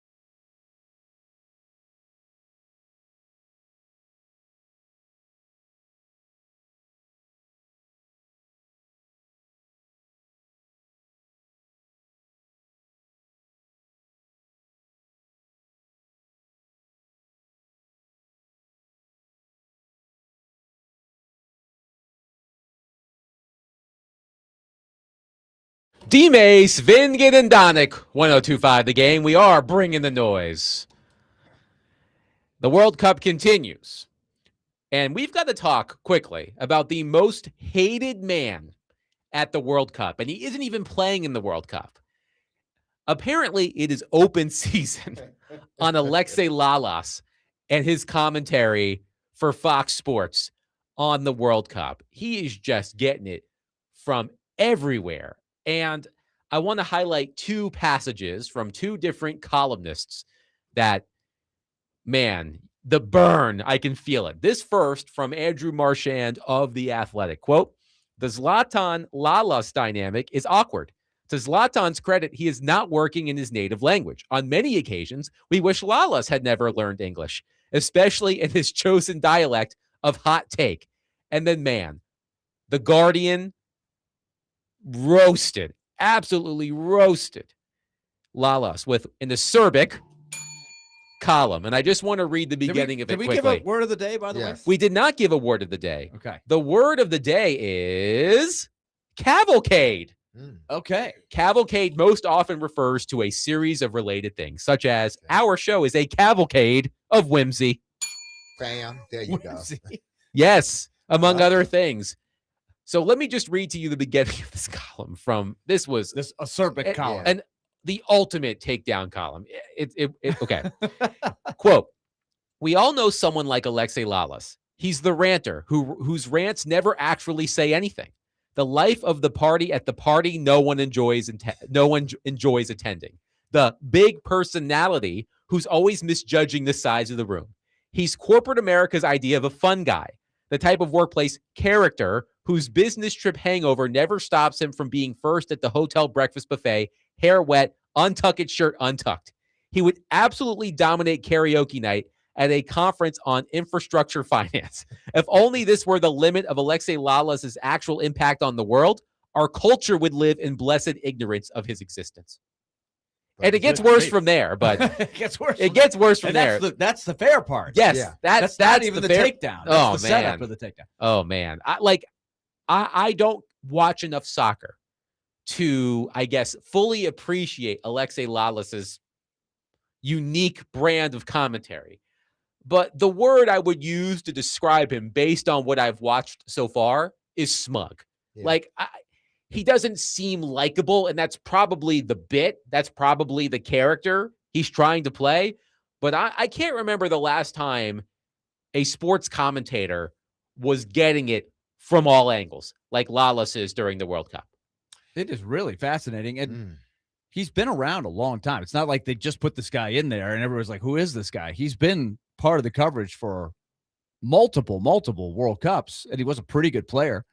But I do think that it all depends on how you filter your sports coverage. If you want the quote hot takes, Alexei Lalas is not the only guy that does it that way, right? There's any number of people in any number of sports or any number of formats that live to try to just push your buttons and try to give you a lot of hot air. I don't watch that way. I don't listen to sports talk that way. I want insight. And that's where, when I watch the World Cup coverage, I want the insights, right? I don't want the hot takes. But some people like it that way, and that's what Fox is dealing with right now. And it's also interesting, they've got these superstar guys who are on the set. Right, Thierry Henry and Zlatan Ibrahimovic. Nice job. I was just going to say Zlatan. Yes. But they got other guys. The two of them far more decorated Right. in their careers than Lalas. Yeah. And you can and Zlatan and Lalas, clearly, They don't care for him. Yeah. I think Zlatan cares less for Lalas than vice versa. But if that ends up being the fun thing that has you watching, then Fox wins, right? Lalas, I guess, is willing to play the heel. I think this is a win for the networks, because you get the Guardian writing an article about, the talent on your desk. Whether you like it or not, they know that, this only come around so many years, and, you want to draw as many eyes as you possibly can. So him playing the heel, works in their favor. It's hard to play a heel if you're not actually that guy. Like, I could never understand. Like, if I'm not that guy, I couldn't play that guy, Right. It does seem a little contrived from Lalas, right? Yeah. So it's just like, is supernatural. this really you, or are you trying to just drum it up, So, Right. And as I said, I don't often watch Lalas because I'm not consuming a lot of soccer outside of the World Cup. So I don't have like a huge frame of reference. But this was something else I thought was interesting that I think our listeners would love to include, to join in on. 615-737-1025. I was listening to one of my favorite podcasts, The Press Box, on the Ringer Podcast Network, and the hosts, Brian Curtis and Joel Anderson, were talking about Lalas. and Curtis referred to Lawless as, quote, an announcer who apparently has no fans. And they were talking about announcers through history who could also qualify as apparently having no fans. Like, for example, I was thinking about this in hockey terms because I consume a lot of hockey coverage, obviously. Mike Milbury comes to mind. Was anyone really a fan of Mike Milbury as a broadcaster? No. I would even throw Pierre Maguire into that mix as well. I found him to be incredibly annoying. But I am wondering out there, who is an announcer who you think has no fans? Like, it's one thing to begrudgingly like an announcer, but like, is there anyone who comes to mind who was like universally disliked as an announcer? Disliked? Yes. Oh yeah. See, that's again depends on how you interpret the question, because no fans in my mind is like, we don't really care, but like, that's different than the villain who you tune in, Exactly. you love to hate. Exactly.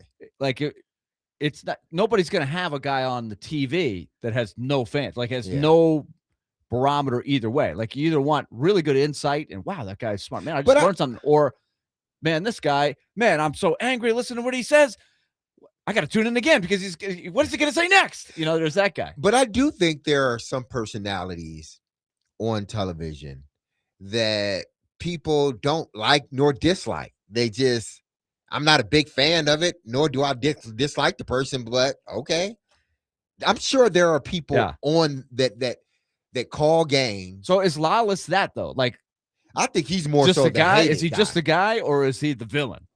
Like, those are. It seems like he's so more no the villain. fans. Like, he probably doesn't have any fans, but is he still moving the needle, or would they be better off without him? That's what I think. Well, to like that article you referenced, what podcast you read, yes, they talked about Mark. You remember Mark May? Mark May was one that came I up. don't dislike him, but it's not like I'm gonna go out of my way to watch Mark May, like announce a game. Right. Like when Mark May stopped being a commentator for college football, was anyone like, oh man, I really miss Mark May right now. I really wish I could hear what he had to say about this game. That's what you're saying. Yeah, I think what's funny is in this discussion they were having on the press box, they already added Russell Wilson to the list. They're like, Russell Wilson is going to be this guy. Is he going to be on CBS or Fox? I can't remember which one. Fox. Yes. Like, this is going to be Russell Wilson. Russell Wilson is going to have no fans as an announcer, and he hasn't even started yet. He was sort of like Tiki in a sense. John in Nashville says Tiki Barber. He was mentioning that. Yes. He didn't have many fans. John in Nashville says, this isn't a new character. Lawless has been hated by soccer fans for a long time. I know a good amount of people who are English speaking that are choosing to watch the Telemundo coverage to avoid Lawless on Fox. He is a hated I love man. the Telemundo coverage. I love the enthusiasm of their announcers. I can watch a game that they're doing. Now, the halftime commentary, I'm not fluent enough. I did take a lot of Spanish class, but I can't understand. I want somebody to teach me. I can't do that. I don't know what they're saying. But as far as just the emotions of the broadcast, I love what they're saying there. And of course, you can figure out some of it if you know just basic Spanish. One texter says Gary Danielson is a trash commentator. Gary was back in the day. Well, he was doing SEC football, correct? Oh yeah, for a long time, and then switched to the Big Ten when CBS switched to the Big Ten. Did he still do the Big Ten? I think. Well, remember the CBS 2:30 game. Oh yeah, you're right. Switched to the Big Ten. I think he went over there. Is he still doing it though? I have not seen him on television in a while. I liked him. I thought he was good. All right. I mean, he's a former Lion, so. Connor has a submission to this list. Connor? Carl Ravitch. Can't stand him. Oh, absolutely despise interesting. Oh wow. I think Carl Ravitch is really good at being dumb. No, but I think there are really good announcers who are much better in a studio setting, interview setting, sports center setting than play-by-play. The play-by-play is a distinct skill. I don't think that's his strength. But ESPN has done this with a lot of their sports center guys. They put them into play-by-play roles when it's not their number one forte.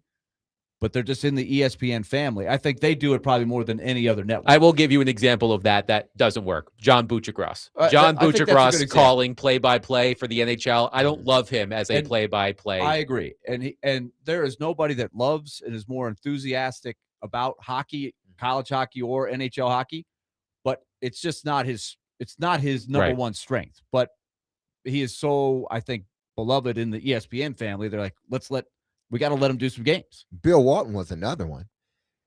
It took me a while to get used to Bill And we're Walton. not talking about Bill Walton near the end of his life. Bill No, Walton when he went through some phases. Yes, Yeah. it took me. We're not talking about to deadhead exactly. Bill Walton on the It Pac-12 took me a while games. We're to not get talking about used that. to That was Bill a whole Walton. nother universe, right? He was totally Okay. different. But it took me a while to get used to Bill Okay. Walton and appreciate what he meant to the play-by-play. Now, did you like Bill Walton more in his prime when it was him Nah. and Snapper Jones? It was more so I love later on. Snapper. Snapper Jones and Bill Walton had a great rapport, and it was either with Marv Albert and or Bob Costas as the play-by-play. But I thought that they and actually Tom Hammond for a long time had some of those NBC games. But you put Snapper Jones and Bill Walton, they used to get at each other, and I thought it was great.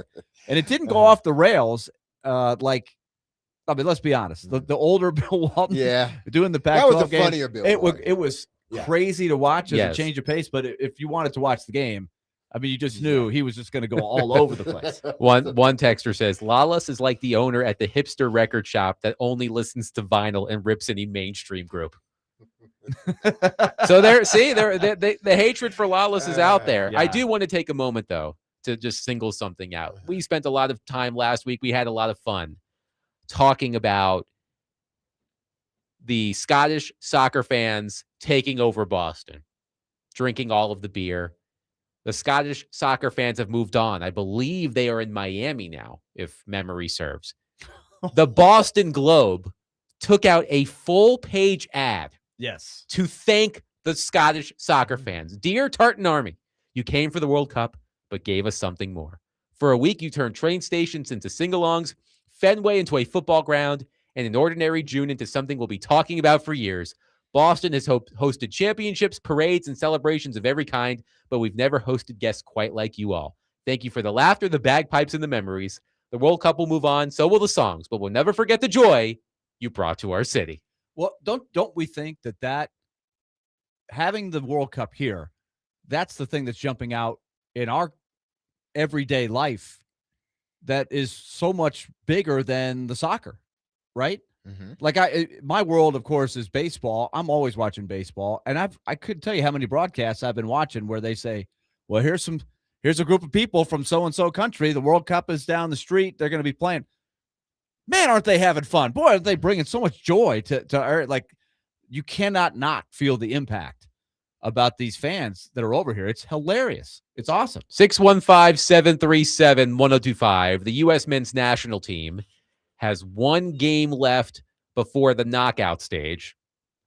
The team doesn't really have anything to play for on Thursday against Turkey at SoFi Stadium. But one more game left in group play for the USMNT later this week. 615-737-1025. Coming up next, some major breaking news in the world of college sports earlier today. We'll discuss that coming up next. 615-737-1025. Willy Donick, Derek Mason, Adam Vingan, 1025 The Game.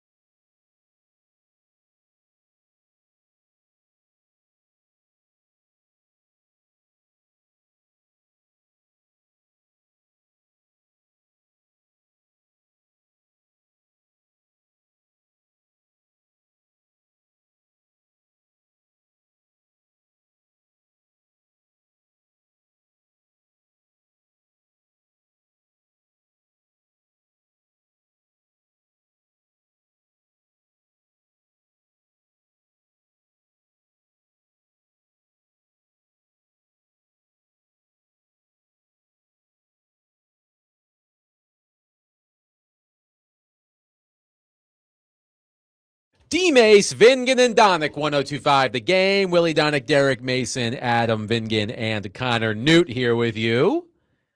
A lot happening in the world of sports these past couple of days. We opened the show with the then breaking news that Pekka Rinne has been elected to the Hockey Hall of Fame class of 2026. Congratulations, of course, to Pekka Rinne, a fantastic representative of the Nashville Predators for such a long time. He will be joined by Carey Price, Keith Kryshak, and some others in the 2026 class of the Hockey Hall of Fame, joining his longtime teammate, Shea Weber, and of course, his longtime general manager, David Poile. So congratulations to Pekka Rinne. We touched on the trade of Brady Tkachuk yesterday from Ottawa to Florida, where he will be reunited with brother Matthew. 3 first-round picks as part of the package for Brady Tkachuk. In a second, I think. Is that right? Yes. 3 first-round picks and a second. 2 of the first-round picks are part of Friday's first round, number 9 overall and number 25 overall.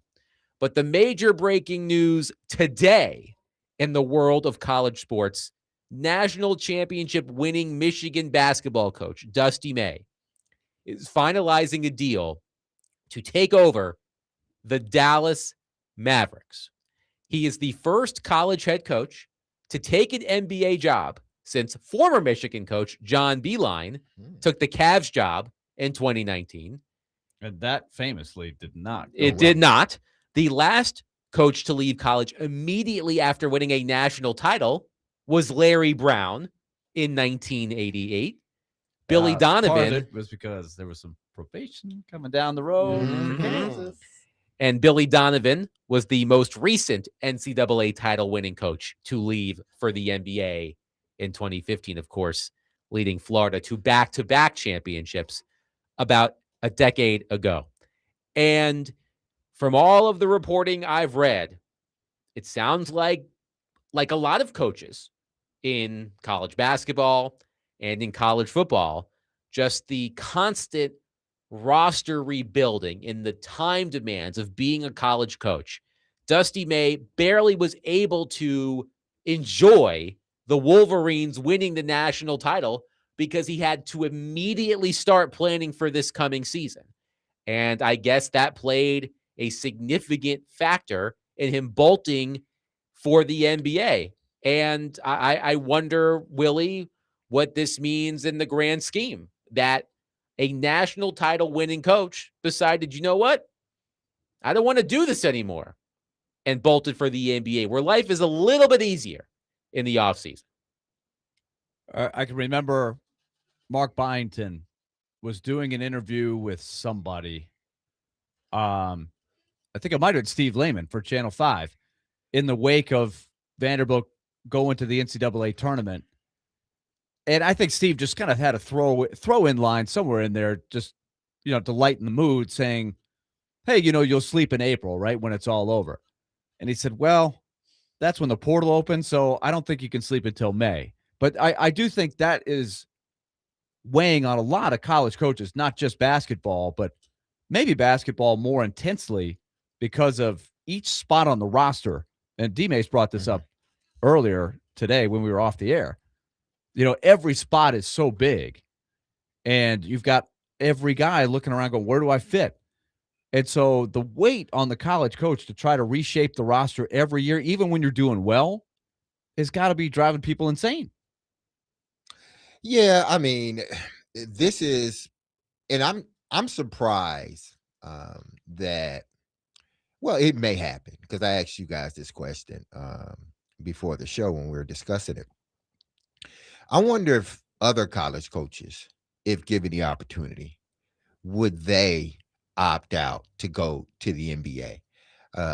Because May was saying in the article, you really don't get to enjoy anything. It's like, okay, we've reached that goal, and now what's next? Now, 10 years ago, it was, I can win a championship. I can celebrate it with the guys, because I knew, with the exception of the seniors, a lot of those guys are coming back.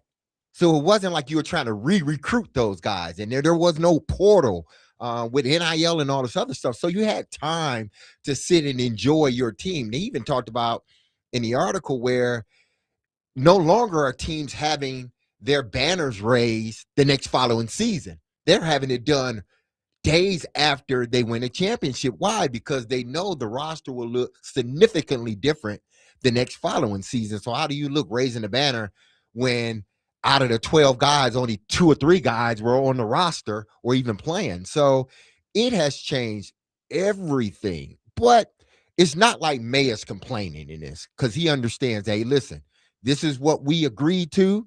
It should be different, but this is what we agreed to. If you're in a position like me where you win a national championship, you know that less than 24 hours later, you got to go from cheering to on the phone with a recruit, with someone in the portal, trying to get them to come to your university or talking to somebody's agent. And it's like you really don't budget together. Exactly. Yeah. You really don't get a chance to just sit down and relax. There's no vacation. It's tough. And you know, I historically too, it's not been easy for college, especially lifetime college coaches. Mhm. Beeline's a good example, but there's plenty of others like Calipari tried it. Can I give you some names yeah. who made this jump? Tubby Smith is one. John Beeline did not go well with the Cavs. Billy Donovan, I would say, has had It's a good, very good. a successful NBA career, as did Brad Stevens as He head did better coach than I thought, because of the I Boston think of Celtics. Brad Stevens when I see Dusty May. I see the same kind of coach. Calipari, you mentioned. Rick Pitino, Yeah. Fred Hoiberg, Lon Kruger. Right. The hit rate isn't fantastic. Not great. No, it's not great. Usually way better. If you were great in college, it's hard to have that same level of success. So it almost looks to me from afar.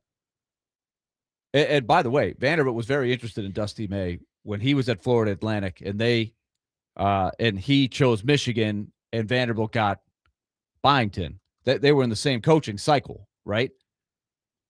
But Dusty May has always been a college coach. It's not like he's been a scout in the NBA and then he came over and coached in college and he assisted over here. It looks like he's just trying to get away from, he loves basketball, but he's like, I can't take this anymore. And the NBA is a different animal of coaching, of 82 games as opposed to 35. It is so different how you do a team. I guess he knows, though, if it doesn't go well, if he becomes the next Calipari, he'll be the most sought-after guy coming back into the college ranks if he wants to. And we talk about this so much in the context of college football.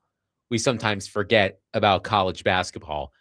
And Dusty May stood to be among the faces of the sport. I mean, he just won the national championship, and not even a few months after that, he's gone because of the chaotic nature of the college basketball offseason. And I do wonder how this could affect other coaches, the next generation of other coaches. Will coaches want to try their hand at the college level, knowing that it's a grind? I mean, how many great coaches retired because they didn't want to be a part of this?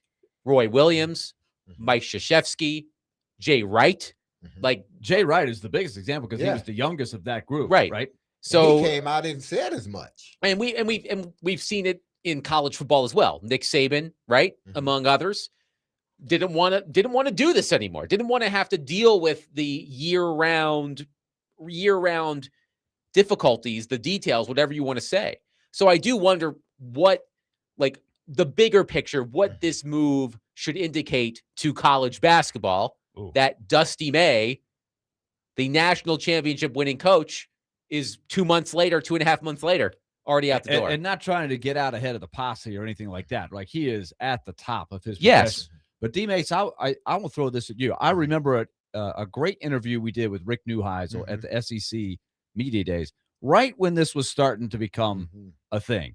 This whole portal thing, and just he did a great job of articulating, because his son is a coach. And he was like, I talk to my son every day, and when Rick Neuheisel was coaching, it's not like those guys just were sitting back and rolling in at practice at 3:00 and not doing anything. It was a grind back then, but he was just talking about how much more the clock is on and you just can't get any break at all. He was talking about his son's summer and like Exactly. you just don't have a chance to take a breath. And that's got to be, I mean, nobody can sustain that. No, I think the system is going to have to change. How it changed and when it changed, that's for a different time. But it's going to have to change.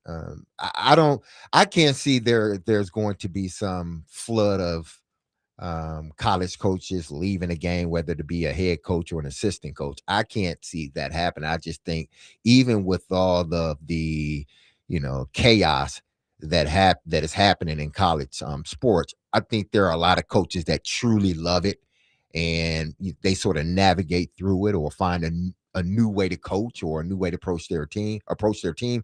But I wonder if some of the, guys that have been in it for a while but still want to coach, that are great coaches, if they got the opportunity to opt out or if $8 came to them. If you're Tom Izzo, Yeah. your boy, if you're Izzo, I don't see Izzo's different. or you're Bill Self, you're one of these elder statesmen Mhm. like Calipari, Patino.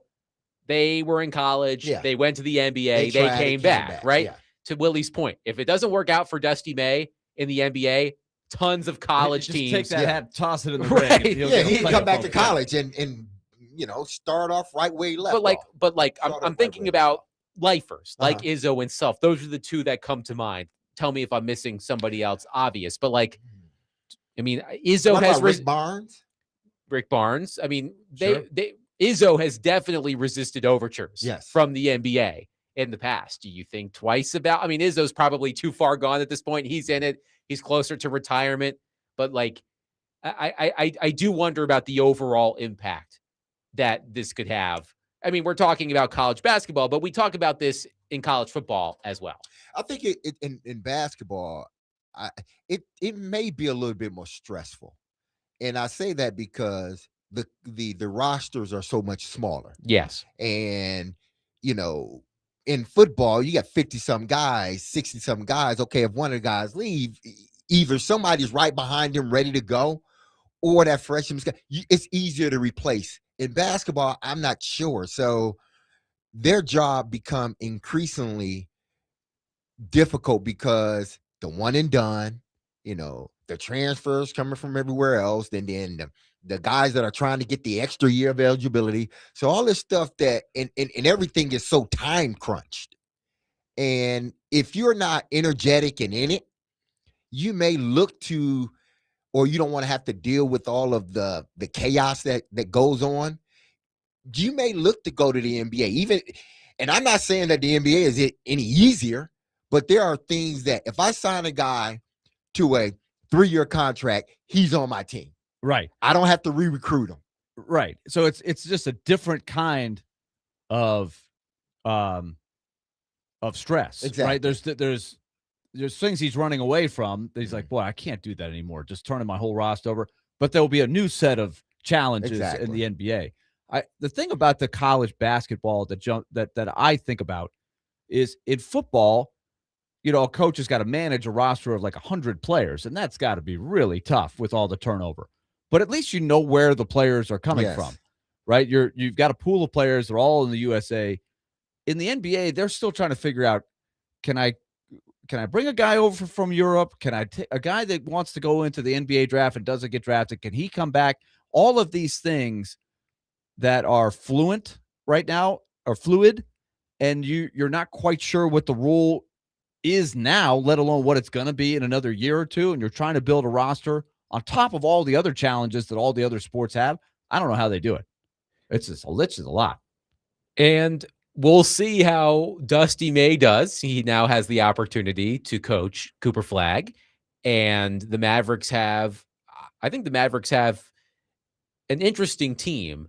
But as we mentioned, the jump from college to the NBA, there have been some success stories. Billy Donovan and Brad Stevens come to mind immediately, but there have been more misses than hits when making the jump from college to the pros. I also do want to point out that, clearly Dusty May was Dallas's second choice because John Shire was apparently the first choice. Just saying.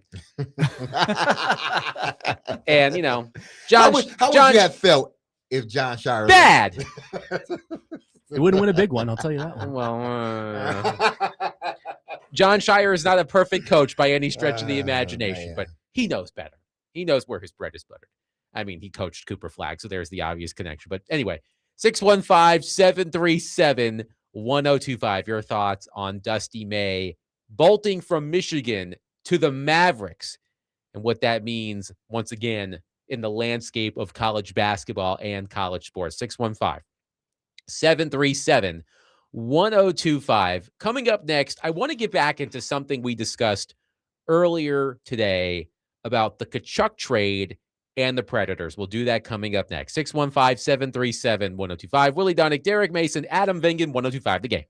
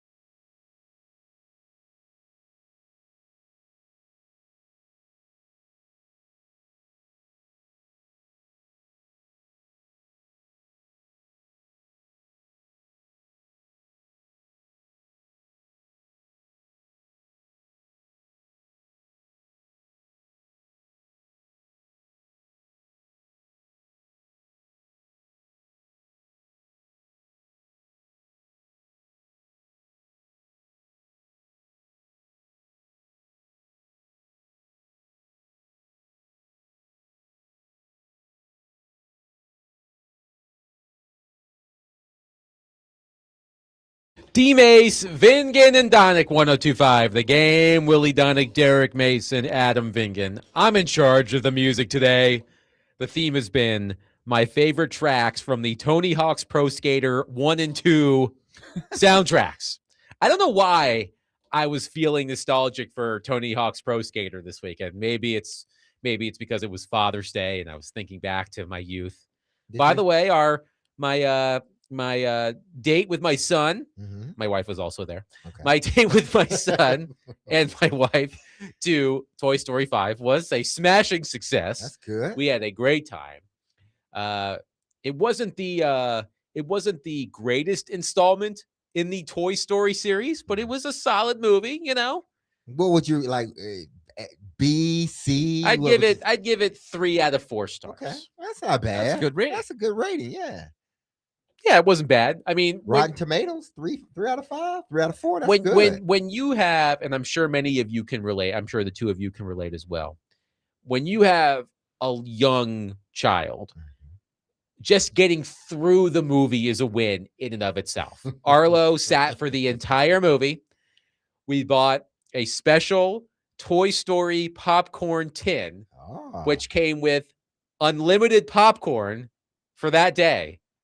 And my son and I went through 2 tubs of popcorn. Wow. Whoa. He said, at one point he reached his hand, and you know, when you're watching a movie, you reflexively reach your hand in. He realized there was nothing in there, and he looked in there and goes, "Daddy, I need more popcorn." So I had to be the one. So you had to miss part of the movie. I had to miss part of the movie to get more popcorn, but it was okay because good, man. He loves popcorn. And I love him. And it was a wonderful Father's Day weekend. Did y'all have a good Father's Day weekend? Yeah, I did. Spent time with the kids. We went to dinner, then we came back home, and we all watched the movie. So ended up watched Super. How do you pronounce it? Was it Spider Noir? Yeah, Spider Noir. Oh yeah, what did you think of that? Like, I thought it was pretty good. We watched a little bit like 2 episodes. Toy Story into like with the Spider-Man thing. Yeah, Spider-Man. We got a lot. We're getting to the point. It's like I'm saturated here. Yeah. Like I love Spider-Man. I'm not a Toy Story guy, but I'm all in on Spider-Man. But even me, it's like there's been like double-digit kind of movies. Like if you count the cartoon ones. But this one has Nicolas Cage in it. It's like yeah, I know, it's like I know. And that's when he it's first started. Like we're getting further and further away from Peter Parker. Like because his that's name my wasn't Spider-Man. Peter Parker. Yeah, this is a different guy. Like the Spider-Verse has opened up all of these other Spider-Men in these alternate universes. I'm like, okay, where's Peter Parker? Where's Mary Jane? And I'm good. Like, those are the people I grew up with. Those are my friends. I don't know where this guy came from, but it was pretty Noir. Good. I like nothing against Nick Cage, but like he's got a suit. He doesn't have the spider suit. He's in a regular suit. Yeah, he's in a trench coat. Yeah, a tweeted trench coat. It's set back in the 30s, somewhere around there. Yeah. How was your Father's Day, Willie? Well, it was unique. I was with my dad and mom last week doing a couple of shows, helping them move. My brother's family, they're moving. So it's a downsizing situation. So we're going through a ton of old boxes. So we got really nostalgic. I'm sure you one of those stuff where you get these. There's all these boxes in the attic or this room or that room. Did you find something you were like, wow? Well, you know, the goal is, you know, I was, and so I drove back. I rented a van up there. I flew up there, rented a van, and drove it back from near Albany, New York. So I had a couple of days. I was trekking most of Father's Day. But the funny thing, I'm sure you guys have done this. You're going through nostalgic stuff. What are we keeping? What am I taking home? What are you keeping? And you get this huge box of a huge pile of boxes. You get through the first box and like the first folder and some pictures, and you're like, oh man, I remember this. And then 3 hours go by and you've gone through like three picture albums. It's like, because you're having so much fun telling the stories about they haven't seen this. Boxes. We haven't even we're not even coming close. So I was like, we got to pick up the pace on this. But it was very productive, very nostalgic. It was great. Good. I'm glad everybody here had a wonderful Father's Day. I hope all of you out there who are fathers. Aren't you going to ask me how my Father's Day was? Yes. How was it? I didn't have one. Oh. I don't have a kid. Well, you have a dad.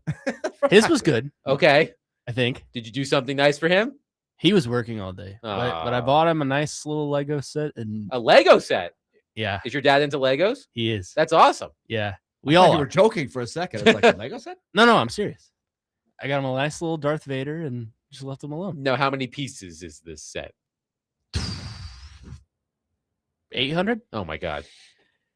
My parents bought Arlo earlier this year a 500-piece Lego set. I'm like, Mom, Dad, for a 4-year-old, that's too much.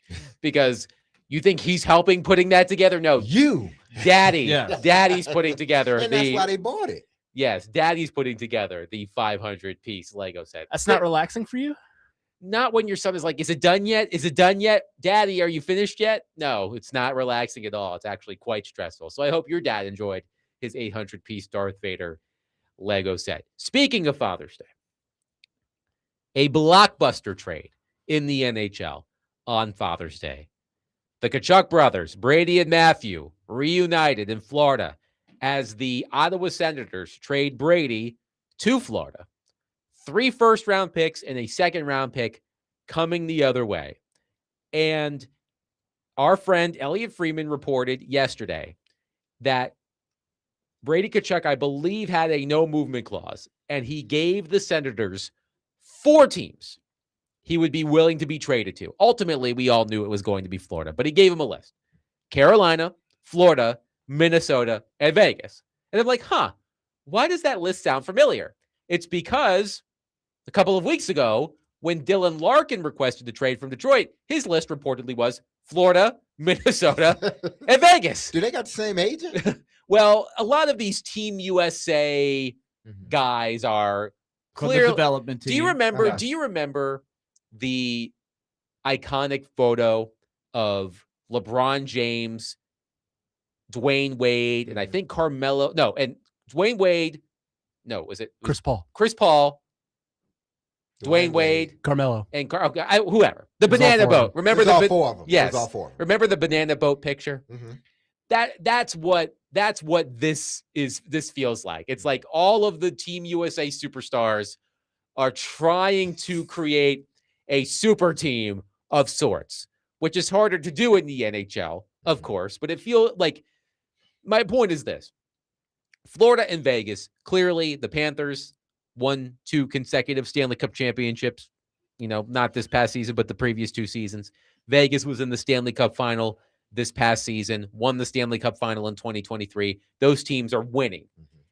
But they have a lot of the same advantages as Nashville. The weather, the tax situation, the low-key environment. And what I want to know is, how quickly can Chris McFarland make Nashville a destination for the NHL's top stars so that the next time a Brady Kryshak, a Matthew Kryshak, a Austin Matthews, a Dylan Larkin, they want out, they give their teams a list of 3 or 4, and it's Nashville on that list. And what it sounds like, Willie, as we get to know Chris McFarland and we listen to his news conference, we played clips from an interview he did last week on Sirius XM NHL radio, and we're starting to parse the words a little bit.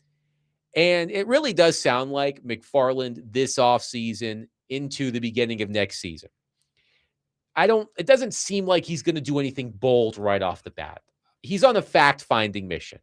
He wants to know, what was the line he used in the news conference? Under the hood. Well, I need to look under the hood. Yeah, there's that. But he also said the players will dictate Right. my approach.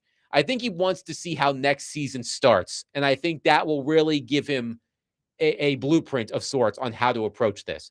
But I am really curious how quickly he can make Nashville a place where, all right, I'm a superstar. I'm 26 years old. I don't want to be on my team anymore. Here are 3 cities I'll go to, and Nashville is one of them. Yeah, he talks about the certain types of players that he's interested in now.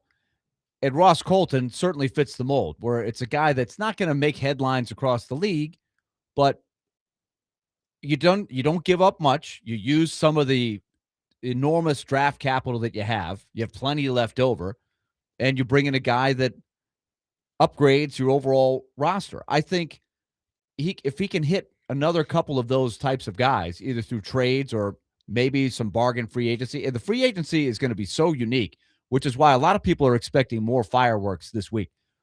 This year may not be the year, regardless of whether you're on the list or not on the list. This may not be the year to make the huge move. I do think, though, that when you do have a chance to go after such a unique talent that doesn't come on the availability list very often, you have to try to strike. And so I'm curious about that. But it is interesting and noteworthy that right now, 2 years after the big splurge on free agency where people were flocking towards Nashville, and I think Nashville certainly has that destination. That's a Barry Trotz term, the destination city.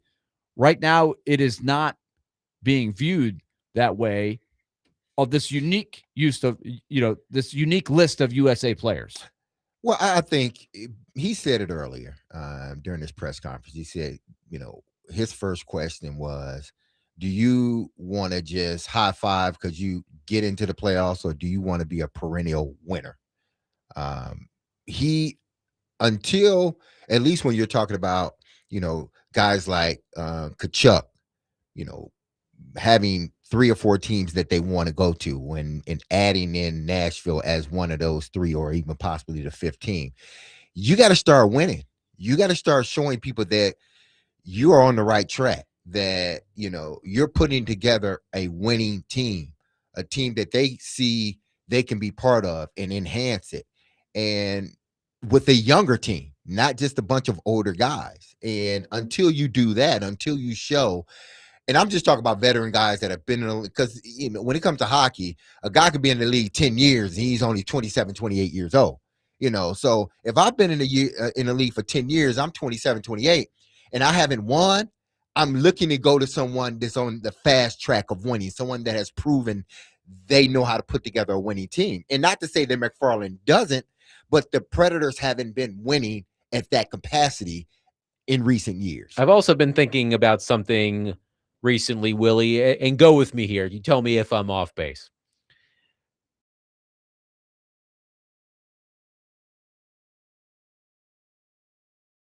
I would seek it out. Really good stuff from Ross Colton. We talked to him last Thursday. But I would describe, you tell me if you think this is fair, Willie. I would describe Ross Colton as a distressed asset. He was coming off of a tough year statistically, 9 goals in 70+ games. We talked about under the hood, he had a much better season, but statistically, not his best season. If memory serves, he was being scratched in playoffs games for the Avalanche. His ice time was down noticeably, but the Predators still had to trade 2 third-round picks to acquire Colton. The Avalanche did not give him away. Maybe in previous years, Colton is a cap dump. Like, hey, we'll give you something. Just take this contract off our hands. It got me wondering about Jonathan Marchessault, because I would also describe him as a distressed asset. And I do wonder if there is a team out there that would consider trading something of value for Marchessault. It hasn't been a fit in Nashville. We've gone over that many times. He is older than Colton. He has more term on his contract than Colton. His cap hit is slightly bigger than Colton's. But you look at the free agent market, you look at the wingers available, and do you say to yourself, hey, I would rather sign Mason Marchment to a 5 or 6 year deal for $6 million, or do you take a shot at Marchessault? He's cost controlled. He's not too far removed from a 40-goal season. Of course, we know he's got the Conn Smythe trophy in his hardware, in his trophy case. So I'm wondering if a team would be willing to actually give something up to get Marchessault, considering the circumstances, the free agent market, et cetera. Some of that's going to depend on, well, a lot of it will depend on Marchessault. Yes. May I suggest? I have a suggestion. Well, he has a no trade clause. Yes, he does. But I have a place he might consider going to. Well, how about Ottawa? I immediately thought of that with the Kryshak, because everybody's like, oh, man, you didn't even get a player back for Kryshak. I mean, they got huge draft capital, and they could use that to trade for somebody. But I do wonder if they look at their roster and say Marchessault might be a fit. I think what I'm learning year in and year out is what is not a fit for one team can be a great fit for another team with the same player, same player's skill set. I think it happens in every sport. Maybe not as much in baseball, although some, the ballpark you play in, is it a hitter's park? Is it a, park where speed plays better? But it's how do you fit with the other pieces? And it's I think, really hard sometimes in hockey to know on the front end. But if you're good at that and you know how you want to play, and we've talked about Carolina is maybe the best in the league at doing that. Keandre Miller was a great example.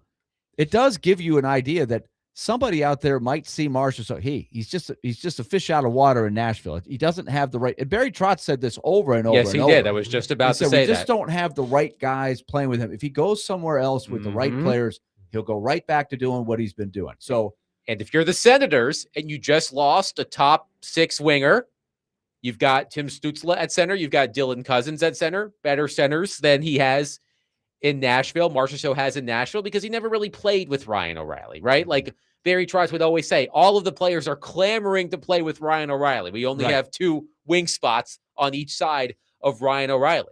So, like, I wonder if a team like Ottawa goes, hey, it hasn't worked for Marchessault in Nashville. He's from not too far from here. He's, speaks French. He's closer to home. Maybe that makes things more comfortable for him. We've got centers he can play with. We think he can be that guy. We'd rather give up a couple of draft picks to take a shot than spend money in free agency. It's just something I was wondering about. I had the same thought. And who knows? But this would have to be something you would go to Marchessault and say, are you open-minded about this? What about this? What about these teams? Would you give us a list? One thing that was smart about how Kryshak handled the situation with Ottawa, he was able to he didn't go public and say, I want out of Ottawa, like Larkin has, right? Or at least it came out. He was able to publicly, Kryshak, say, I didn't say I wanted to be traded. We got a good team here. I have not once said I wanted to be traded. But, behind the scenes, you could see it a mile away. There's Matthew. He did the same thing that Brady just did.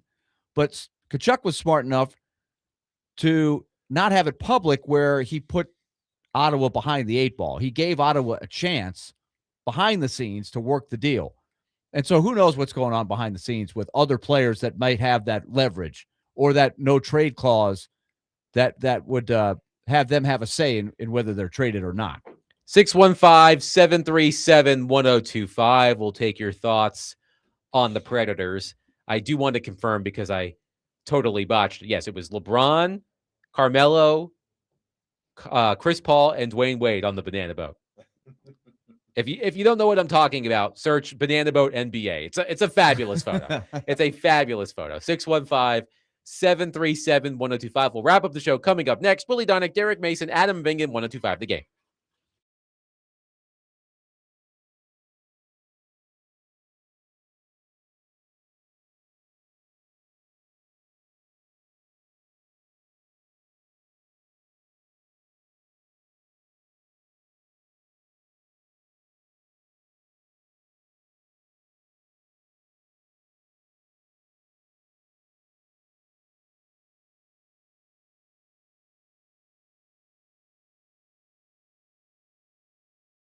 All right, let's talk Twice Daily, brand new sponsor on our station. It's great to have them aboard.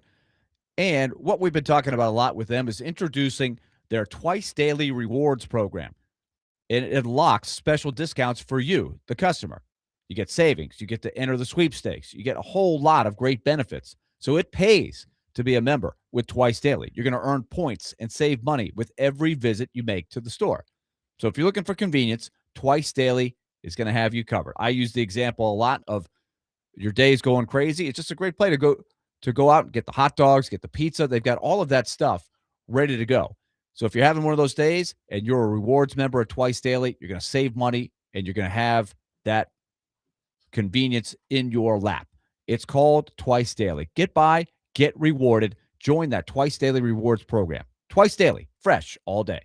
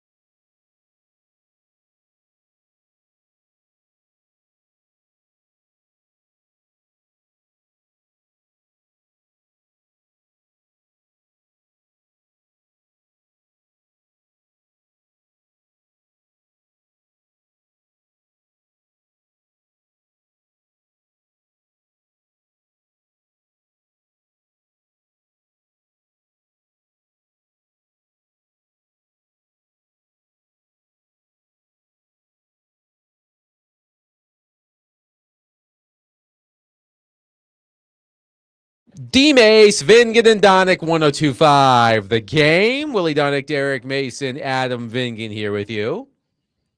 We appreciate Easton Freeze of A to Z Sports and Rachel Kryshak of ESPN.com for joining the program today to talk about the Titans and the NHL draft, respectively. In case you missed those interviews, you can find them wherever you listen to your podcasts. On tomorrow's program, Greg Wyshynski of ESPN will join us to talk about this crazy NHL offseason that is already underway and could get even crazier in the next couple of days in the lead up to the NHL draft. First round on Friday. Trevor Maddich will also join the program as he does every Tuesday. The championship game of the College World Series is tonight. And you know me, ABC, baby. Anybody but Carolina. Oklahoma versus UNC for the College World Series Are crown. you going to be riding the Sooner Schooner around your neighborhood tonight? So I saw this picture a couple of weeks ago. I want to say Carolina played USC Yes. in the College World Series, and there was just It was in the Super Regional. there was a random fan there wearing a Duke hat, and I said, you know what? I respect that. Your team's not even involved, but you're gonna wear Throw it. shade. Yes. So, I mean, I don't know anything about the UNC baseball team. I really don't care that much, except it's fun when Carolina loses. So I will be hoping that Oklahoma wins just because I'm petty like that. And Oklahoma, for the record, finished 11th in the SEC. And they're one game away from winning the whole shebang.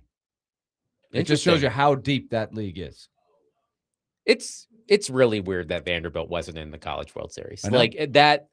Oh, I'm still trying to get over it. The fact that Vanderbilt did not make the College World Series, I wasn't as invested in the College World Series. I was more invested in the Denison Big Reds run to the D3 national title. So hopefully the Vandy boys can be back in it next year. We're going to talk more about this tomorrow, but the NBA draft, isn't that tomorrow? Tomorrow or Wednesday? First round is tomorrow. Is it? First round is tomorrow. Interested to see how that all unfolds. We'll talk more in depth about this tomorrow. But I am wondering where someone like Nate Ament goes. Mm-hmm. You know, his season at Tennessee was up and down. Clearly, the kid is talented. Mm-hmm. I am interested to see how his game translates to the NBA and how successful he can be in the NBA. This latest mock draft I'm reading on ESPN.com has Ament going 9th overall to Dusty May and the Dallas Mavericks. Oh, So wouldn't that be something? that would be something. But I am curious because, like, when I watched Ament, I did not watch every game, but I did watch a lot of Ament games. And like I said, you could see how wicked talented he is. But like I always felt like I was left wanting a little bit more from him. He got hurt near the end of the year. I think that was a big thing. He was battling a significant injury when the spotlight was on the most. He's also so young. Mm-hmm. And if you look at him, you know, there are guys that are young age-wise, but they look much more developed. But like muscle build and He's not facial hair, he looks very boyyish. Right. Yeah. You're So like he compare hasn't gotten his man strength Nate yet. Ament to Cameron Boozer, for example. Right, Like I assume they're roughly the same age, and one looks like a man and one still looks like he's trying to grow some peach fuzz. You know what I mean? Right. And if I'm a scout, I'm saying in a few years, Nick Ament is going to fill out naturally and he's going to work hard. He's already got the skill set. Like you project. That's what you do a lot of the times with these picks. I could see him really taking off. Yeah, I mean, I think you saw enough. At least the scout saw enough. And, you know, what his upside could potentially be. And this is what you run into, and maybe you're going to run into it even more, is that a lot of young kids in basketball, especially the ones that are really one and doneers, I don't think you ever really fully see how good they can be, because it's always like especially if they have like one injury during the season, if they twist an ankle or something, it's almost like they inherently just shut it down a little bit because they're afraid of getting hurt and obviously messing up their draft stock. So you never, like, I would have loved to see a fully healthy Ament and not worrying about anything and just going out there and playing and see how much better he would have been. I think of two late in the season, the two matchups with Vanderbilt, one that Tennessee won in Nashville. Well, there's three, actually. The Tennessee won in Nashville, Vanderbilt won in Knoxville, and then Vanderbilt beat them in the SEC tournament. Mm-hmm. All three of those games, Vanderbilt, who was a good defensive team, maybe not great, but man, they took took Chandler Bing, who is a freshman, but now he's a guy who he's filled out, right? He's big and strong. Then they had all those senior guys too. And they just really made it hard for Ament, especially he was battling the ankle thing. And, so if you had no idea who anybody was, Ament may not have stood out that much. You might have said, what's the hype about? And Vanderbilt did a good job on him. He didn't score that many points. But I don't know if that's the Nick Ament down the road, especially when you consider like a freshman playing against a guy who's 22, 23. Who did he put up 40 against? Gosh. Hold, please. Was it early in the Hold, season? please. Quick draw over It may there. have been in the middle of the season. But Ament had, let's see here. Close to 40. Let's see here. He had 27 against Auburn in the SEC tournament quarterfinal. Or am I thinking? He had 29 against Oklahoma during the season. That's all I see. I don't see a 40. I don't see a 40-point game. Anyway, also, because we did not mention it, the Tennessee Titans announced today 3 joint practices during training camp. They will practice in San Francisco against the 49ers. They will also practice against the Seattle Seahawks and the Chicago Bears. So 3 sets of joint practices in Robert Saleh's first offseason or season, I should say, as coach of the Tennessee Titans. Did you find this game from Nate Ament? No, it was. I was thinking of AJ, the kid from BYU. Yeah, kid from BYU. Devonsa. Yeah, Devonsa. who is expected to be the number one. I saw that's the game I was thinking of. He's expected to be the number 1 overall pick in the NBA draft. And speaking of Cougars, Trevor Maddich will join the program tomorrow. Yes, Willie, you had the point. Well, as we wrap up, we've got to do one more salute. The way we would finish the show, the way we started the show. Go ahead. Well, big congratulations to the man, Pecorine. Absolutely. A big shout out to Pecorine. He has a statue now. He's got officially. I need to hear more about this take from. Famer. I need to hear more about this take from Robbie. Yeah, about Robbie. How did he even come up? I don't know, but man, at 6 a.m. tomorrow, I'm sure Robbie Stanley is going to have to wipe some egg off his face. What did he say? I guess he said that Rene didn't deserve a statue outside of the arena. What? He hates a lot of things. He hates David Letts. That's water under the bridge at this point, isn't it? Yes, but I'll be listening. I want to hear what Robbie has to say. But yes, congratulations to Pecorine, one of the best human beings you'll ever meet, on being a member of the Hockey Hall of Fame. That'll do it for us today. Greg Wyshynski of ESPN will join the program tomorrow as we look ahead to the NHL offseason. Trevor Maddich will join us in the 4 o'clock hour, as he does every Tuesday, to talk college football and the NFL. But in the meantime, have a wonderful rest of your evening. Stay safe. Enjoy your family. I'm stealing Derek's gimmick. I'll stop talking. Talk to you tomorrow at 3. Be loved, loving your people. Have a safe, blessed, and wonderful day. I love you. The team loves you. You hear that music. Don't forget about us, because we will not forget about you. We'll be back on these airwaves starting at 3 p.m. on 102.5 The Game. And Adam, I don't care if you take a little bit of my thunder. There's a lot of thunder to go around, okay? Okay. So you can have some. But as I always say, tomorrow we're going to be talking, and you're going to be listening. Peace.